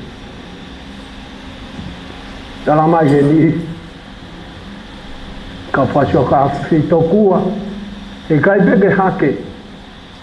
Ha tsunami ai Tonga, ko hiko e loloto ko ni o Tonga i tua e ua, ko Tonga tipi. Hape ai vaia o alvopeia ki Tonga i tipi. Ko fei tu loloto taha mamani ko tahi mate i Isileli. Ko hoko atu ki he loloto taha ko Tonga. Tonga tipi. Tau hape tsunami. Kai Tonga, tau e o tuan ta whaki. Oua te tau tai honga ia, oua te tau pau. E ka tau ka whai pe he, koe ki whanua whai ngofua tai ni ke pā i he tsunami. Koe ka hamo unga ia. Koe hiki pe kakai, o nā ngō, o tāpate, he waha au Tonga mo fisi o sini. Au ai. Tuku'ange ko nani ke. Pu mahui ngā upito ia. Tau Fakafeta'i ki he eiki. Ai peke tai mi sere o koko. Whakamore more. Kai kaksio lalo kisi kau haamoa. Pau kai ke sai e tau lotu he kau haamoa. More ke mama. Koe whai pehe o tuai a ni tawhaki. Koe whai pehe o tuai ni tawhaki. Ene ofa ki he raki tui o Tonga. He fu'upalala ka kato pehe angi. Nā whanua pehe ai mamani. Ke puri aki ka kato pehe ai whalala ke o tua. O ai ai fuka, o ai ai moto, o ai ai sapate. Whaampe ki Tonga. Tau whaafenga, whangipuranga tau tolu ke ririu i sapate. Oua. Tau whai ki he mea na e whapapau ai a ulaki whaa ke o tua. Iai tai ni tae mahino ka tau tolu. Ta loto ai tokua koe langa pisi nisi. Ko halanga o ha mea e whai pia e o tua. O ka talango fua. Whai. Yona whina ngā long.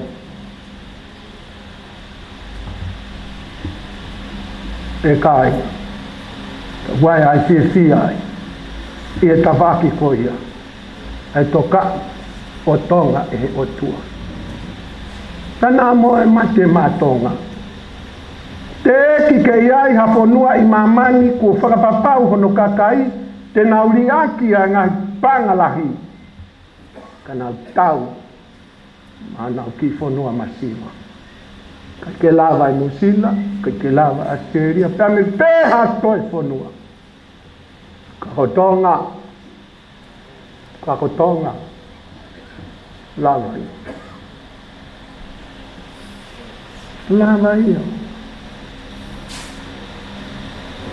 E whai ka vei koula, loto to, anga whakapapa, mamahi mea, tau i waha. Whakae ai ai kun Salote tai mano wha. Ngai unga lelei ko ia, koi ke mau ia me culture a Tonga. Nā pehe koe mau ia mi Tonga. Koe unu. Hene a fio, angai te toi ulunganga, o sisu kalaisi, me Tongatapu, o aia, koe whai, ka vei koula, hono ki i whanua. Tō.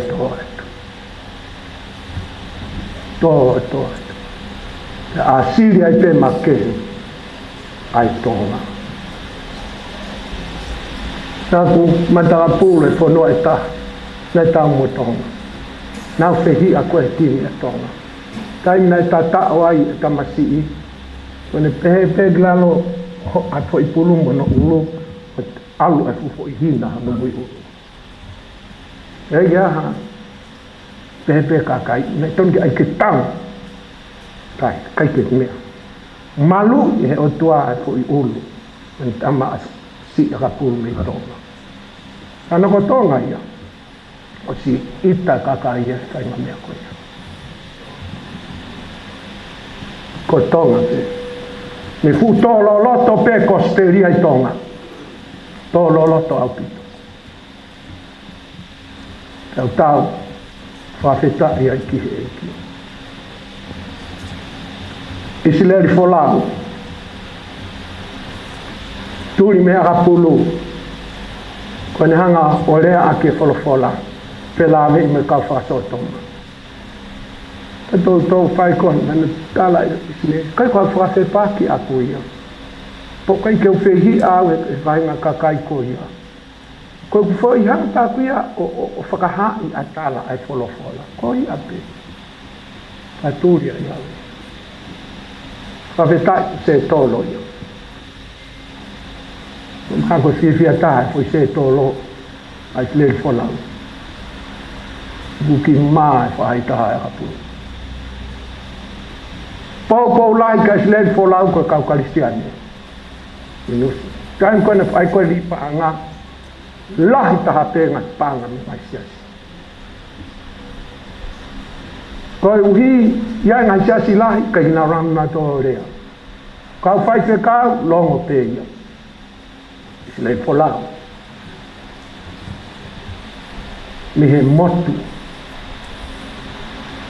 Oi tuk whanua. Taimini, piki ai pe kau kalistiane, whenga i hala a whalearea nu sila, ke malui ai totonu ai kau kalistiane ke nau rea ake, ai mea unau tui ke ai Toitapu. Mātu unga i ai whalatola, he fo i keisi koe ai sile i whola.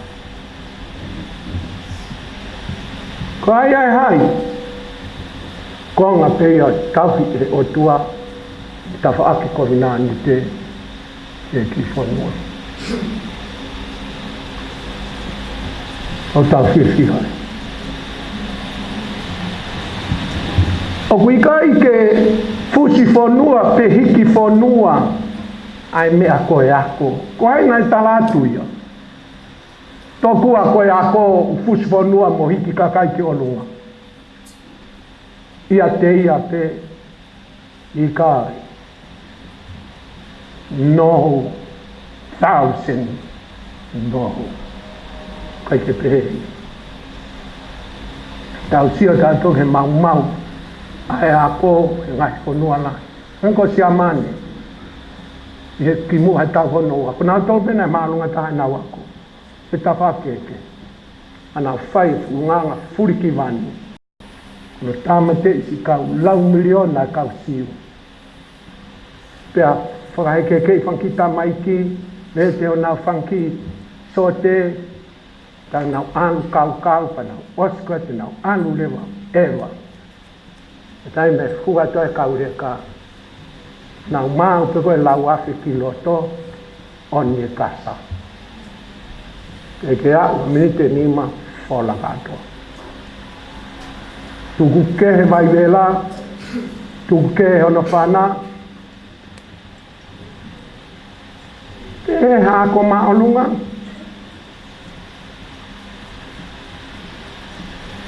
ha ako teknologia maolunga o kai hiki whanua e ako ia te ia pe tapu au pito o kai ke fusika ka ia ki olunga te hepe moe purehanga o kai ke fusi whanua ha pureanga pe uni hiki ka kai ki olunga ia te ia pe tau ilo e ngai puranga komunisi si aina. Oi ai popula, oi ai kai e merie e kau tamai olunga. Wa ofa tamai la longa e kai ka tau ataina. Toi kovi anga ia no whakafonga i puranga koni o kui koko Venezuela. Waka ofa e kakai. Kai ha hiki ki olunga. Popula pe moe mate. Maha ki moe honge.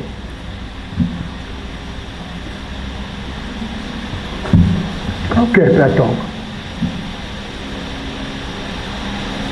Kepe a Tonga. Alfa tate ako.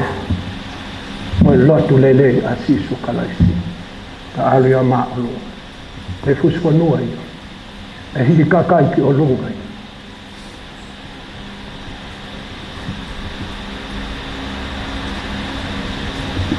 Pureanga o e whawhenga pureanga ke mo aldota o tuku e whetaki nima ka maulu e peia moutu ka pau te maulu e peia moutonu a alonga peha tau lusa pea more kotoa u kavinga u wha kavikola e more ang whapapa me kakai e more a tahi baha e kakai e more a mamahi i whanua e kakai ta e more pe amoe lototo me kakai.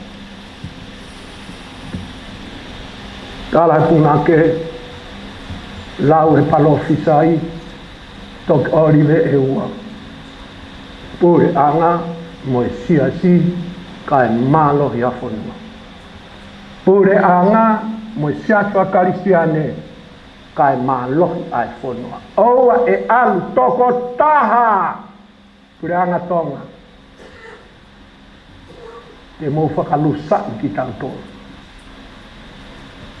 Pai mole o tau urunganga lele. E kori aki ai o wai ngai pure anga lahi mama. Na usili aki na to o tua. Alpe pure anga ya no poto. Oi ka kai. Le vela ka kai e ngai fai ngata ke ke. Oi o mawinga. Ka pau pe. E pure anga.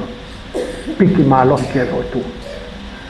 Tonga lot Fakafeta'i. Piki ke mea ko piki ai ha mo e ofo. O tau Fakafeta'i. I tafa aki ko ia e kau karistiani. E ho afi o whamore more. O wiheni e ki ka inga koe mi Hawaii. Aine whahoko e. Whamatala ai profesa ane nai. Ko ki ka inga koe ni mi he ota of ka meha first. Kau me taitaha no nau whaamu ke ha whainga mea ke nau whawhalala ki ai. Nau mau inga ia he nau pore ni sia.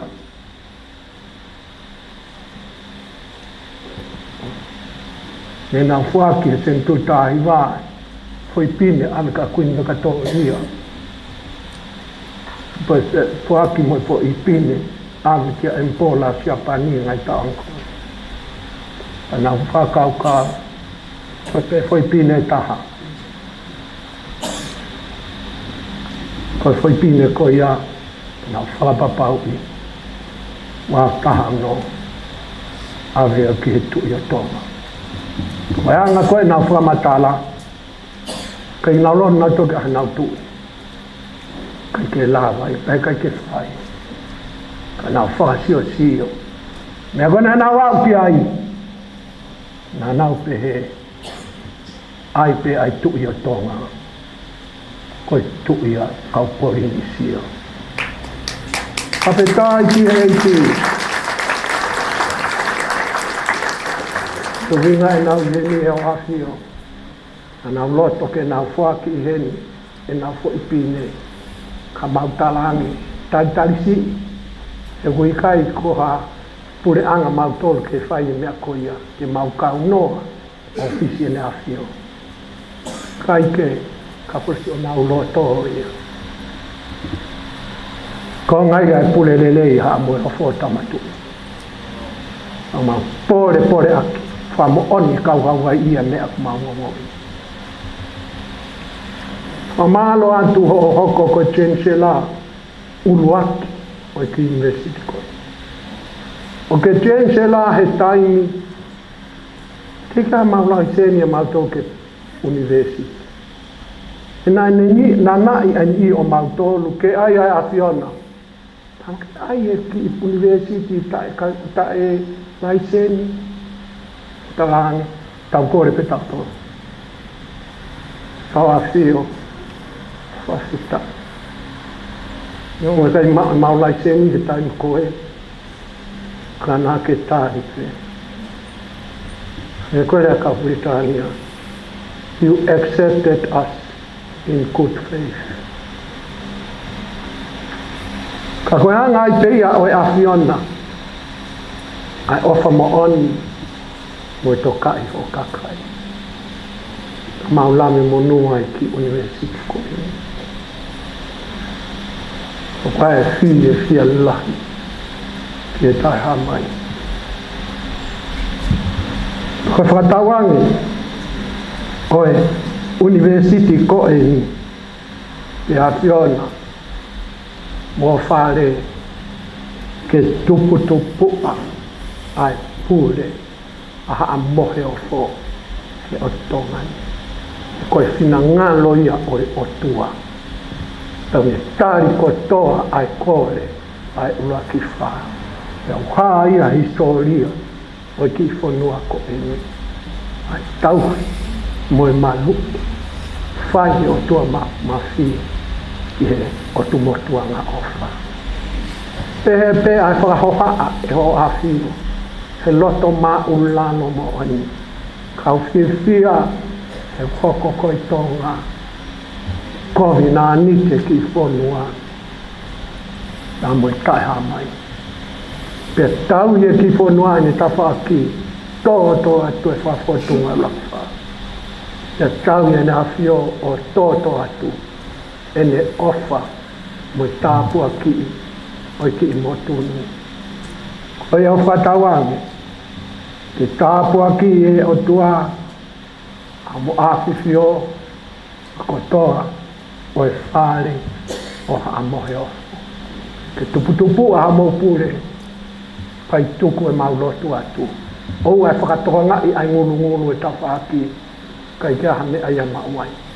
Ma pe me a rame o tua mafi. Kene tau ki tau tōru o a ki ngata anga.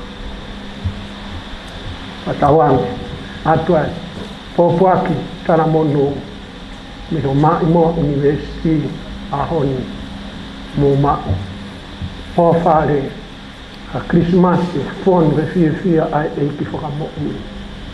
A mua tau fo o whonu tāpuaki. Pea toi tāpuaki. Ka mo toi tāpuaki. E tamai, ne whai, ai tuku whanua. Ko ui, e ko atua ko ia, mo ne wholofola. Ko ia ia, ai hiki whanua, pea mo hiki pure anga. Ko ia ia, ai lea o Fakafeta'i. Fakafeta'i, amazing word.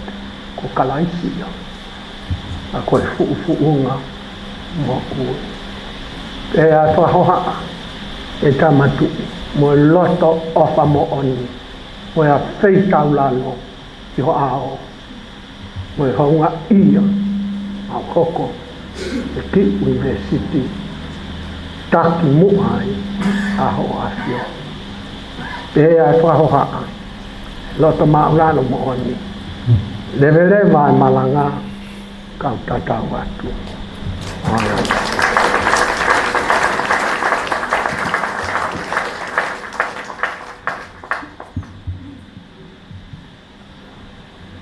Ko e wholofola himi, whawasea ke kātoanga, Fakafeta'i tukolori a koe ni, koe whaange au, wonongo fulu maono e hini, wha ono, o kuia kalaisi pe he wholofola mo ui, mea ka ia he laumari he wholofola mo ui, mea ke mama e loto, whakatupu ai poto, lea whakaofo, lea aku vovo, koe fufunga mo ui.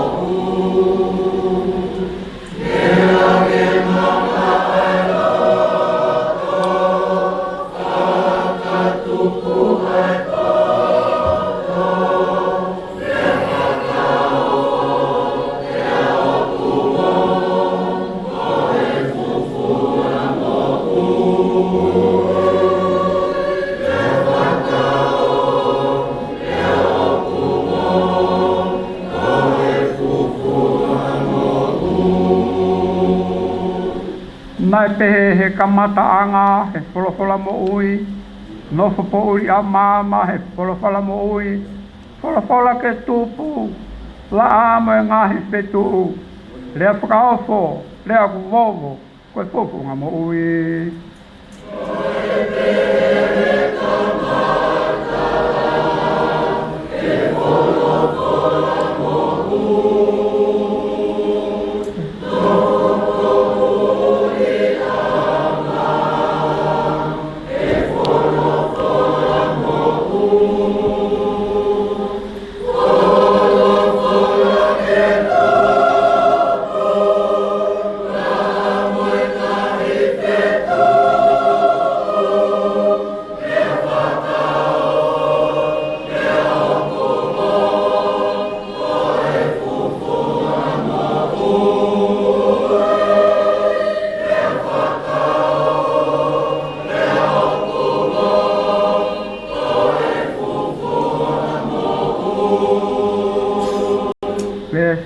si koa wat ngahi kakai he polopola mo ui lawe ki monu ha puto lahi he polopola mo ui fai pe e pusi ponua hiki kakai ki olunga lea whakaofo lea ku vovo koe fufu nga mo ui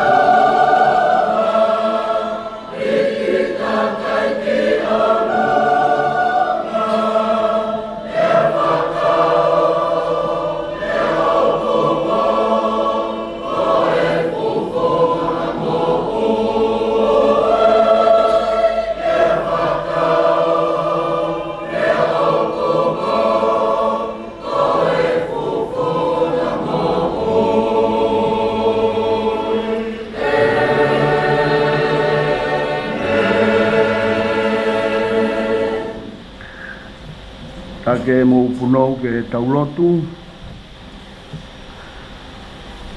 o tua mafi lahi ka koe mau tamai mohu alo o whange whau ai awhiona koe lea peia oe aho koe Fakafeta'i ho mau lau mari I ho mau otua he gu mafi pia toe mohu alo ofa o ku poto pia toe ao niu ene pule ka koe ahoni o gu mau toe o ku whakamanatu kia ki mau tolu ai kaweinga folau nai whokotu'u mei mua ka mo fuofua kumi ki he pure anga oe otua mo ene ma oni pea e whakalahi eia aki a ngahi me ani kotoa pe ai o kumou fie mau e whakalahi atuia e foaki atuia koe aho e Fakafeta'i e whakafoki e mau mana tu ki he e palahame na e whai ai e ua ki tuku whonua te whakatoka me ai mohono ngahi tala o wha tuu o alu riaki ai umea kotoa koena ki ha whonua te utoki whakaha ki a te koe pea te ungaohi ho hingoa ke lahi whakatupu i a te koe hapure anga lahi Oni. Pea e iku o monu ia a mamani kotoa pe iho hako. Halo. Kuonga ki he kuonga mo i tapela aho mau whahinga. E o tua ngau mau Fakafeta'i he nā ke tautou manatu ki ho tamayo e ki ko e palahame. Oni.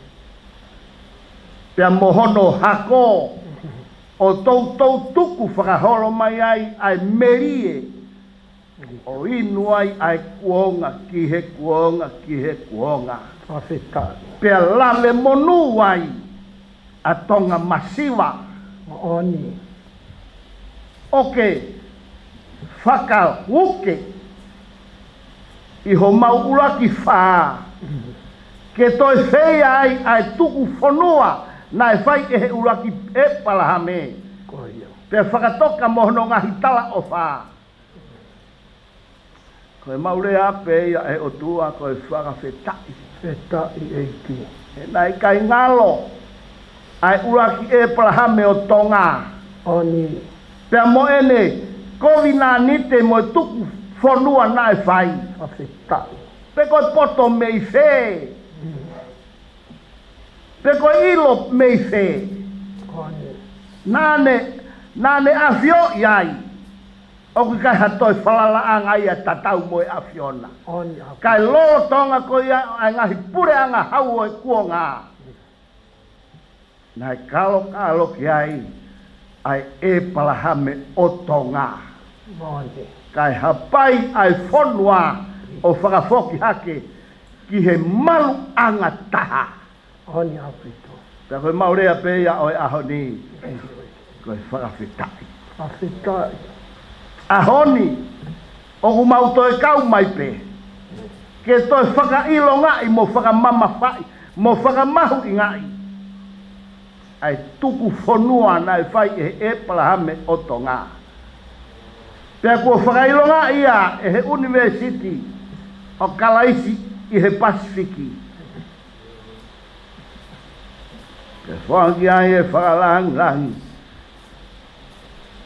iho o tāmai o eiki kako mautui tāma ko Tupou ono ai whakalangi o e tōke tā o i kai iha o mea o hatoe malae o e ako mo i whakapoto kako e tōke tā ihe nau mo e langi whakae otua ke toi whakafoki pe atonga i he kawe inga wholau ai e palahame o tonga. Pea koe maurea peia Fakafeta'i. Fakafeta'i e maukoroa ai Aviation. E o tua. Kuke Aviation i peho mau vai. Mau whakamalo atu he ngahi koloa kehe. Oku mau oho ngare pe he ene whakataha mai ki tongani. Ai ngahi nau mo e kau mo ngai tangata he ako mo nau ngahi mala e kehe. O nau whakataha mai ke hapai ai University o Kalaisi i he Pasifiki. Pea langi i ai Aviation. Mautui o toka ki ai hoi fua. O ho o tāmai o eiki kako ho mautui. E haku fie ai. Tā hine kuini. Aine princesi hou eiki mo e kakai o e whonua. He ngā ue mahu inga. Kua whai hono whaka ilonga i he aho koeni. Pea koe mau whakatau ange. Kua mau au ki he ikuna whakataha mo e whanau. Kua whai e ngahi ikuna whakaako o e aho koeni. Ka koe mau hapai atu hono toe o e nau whanonga i he whei ngāko, i he mo ui, i he ngā wei o e ngai whakailonga kua nau iku nai. O ku mau toi whakafoki atu pe ki he Aviation. Toi whai pe e Aviation hono tataki. Toi whai pe e Aviation hono whakaiku nai. Tāpua ki mai me langina, ngā ue kua mau whei an. Te whakatauangi, hoko mai ho lau mare maon oni. Ke o whaki o whai hono whakamā op. Ke lang i ai pe ho hua wha. Ia sisu Kalaisi pe koho alo, ka koho mau whakamu ui. Amen. Pea koe kresia o tau eiki ko sisu Kalaisi. O whalahi ai o tuako e tau kamai. Pea moe whiohi o e lau mare ma oni. Nofo mua, mo e whiohi angani, he ahoni pea oa mua na ahiri, kai whai peo tai ngata. Amen.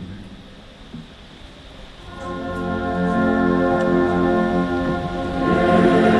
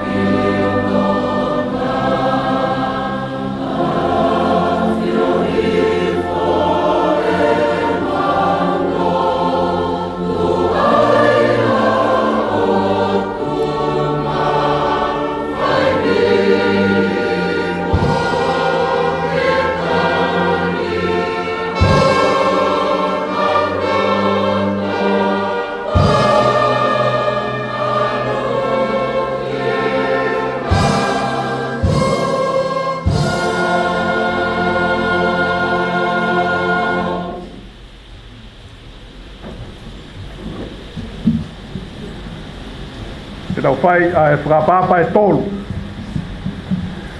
Pana wako ko ia, University of Kalaise Pasifiki.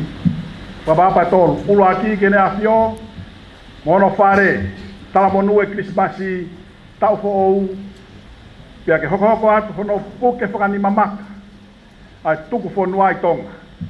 Teu teu. Hip hip! Hono wā.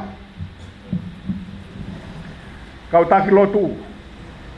Talamonu e Krismasi, paostau, hoko atu, ai tauhi, whakanimamaka, ai reo whakapalo fita, moimoi maa, moimao ni Tonga. Teu teu. Hip hip! Pia ke Tonga ko toa pe, i heni. Mungi nau tolu mea mai, he ngalu ea mo o tumuri. I lang ia tua mafia teki nau tolu katoa.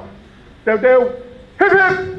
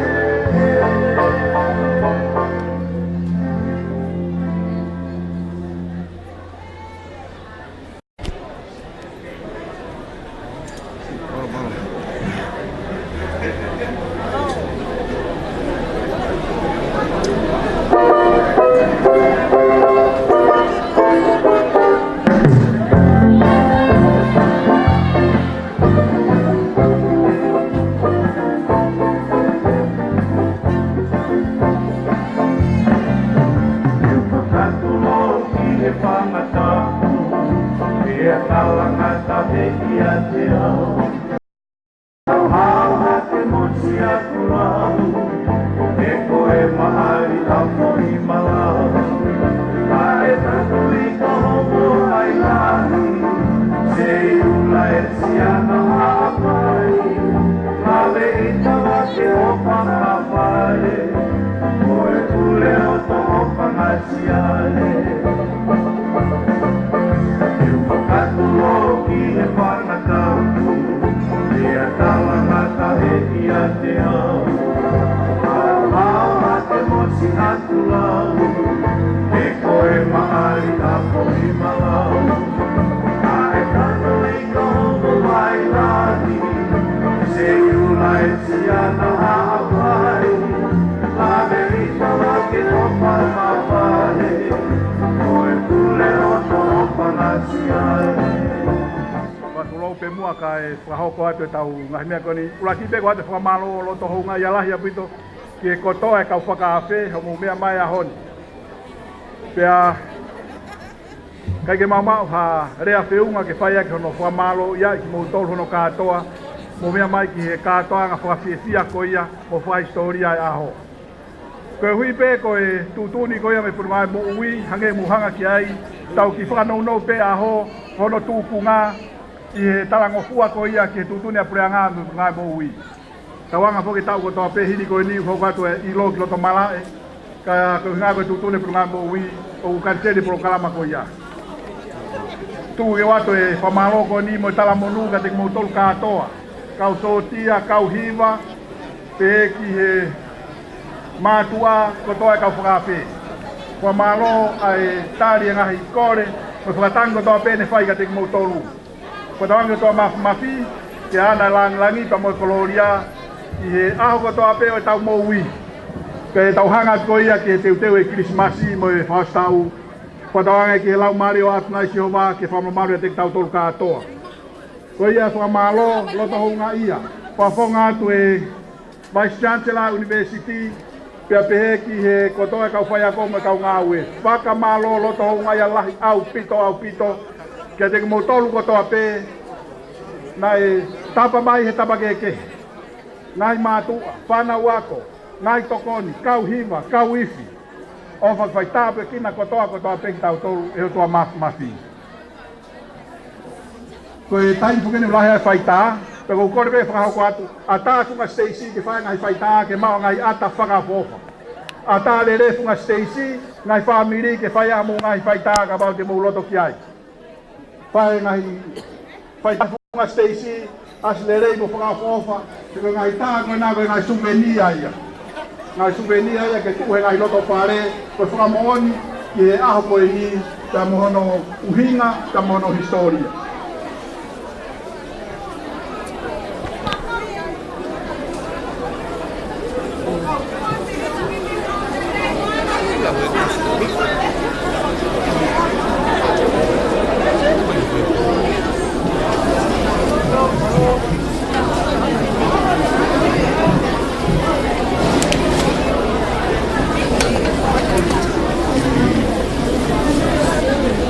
Ata kuma Stacey, motor ke paita, ata lele kuma Stacey, ngai tā whakamofa, te koe ngahi supenia ia Tuku'aho.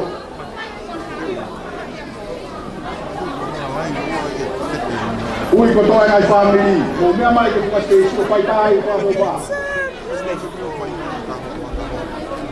Mo mea mai kuma Stacey, whae ngai paita.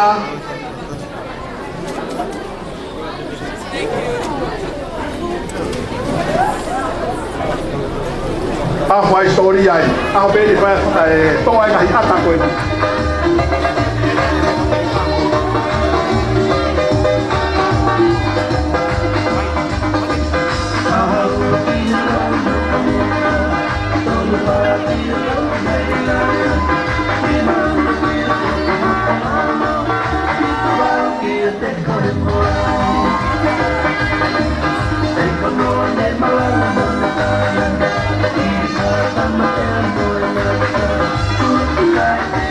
My love.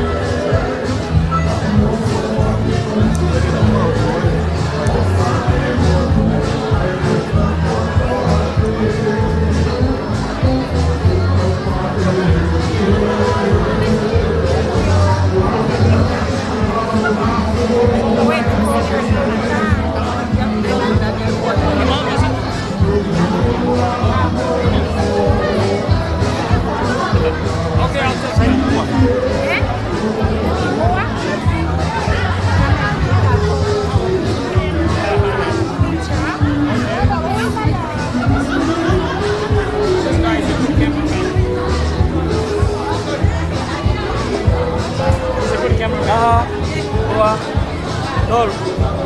Dol. Paham. Yuk. Dua. Dol.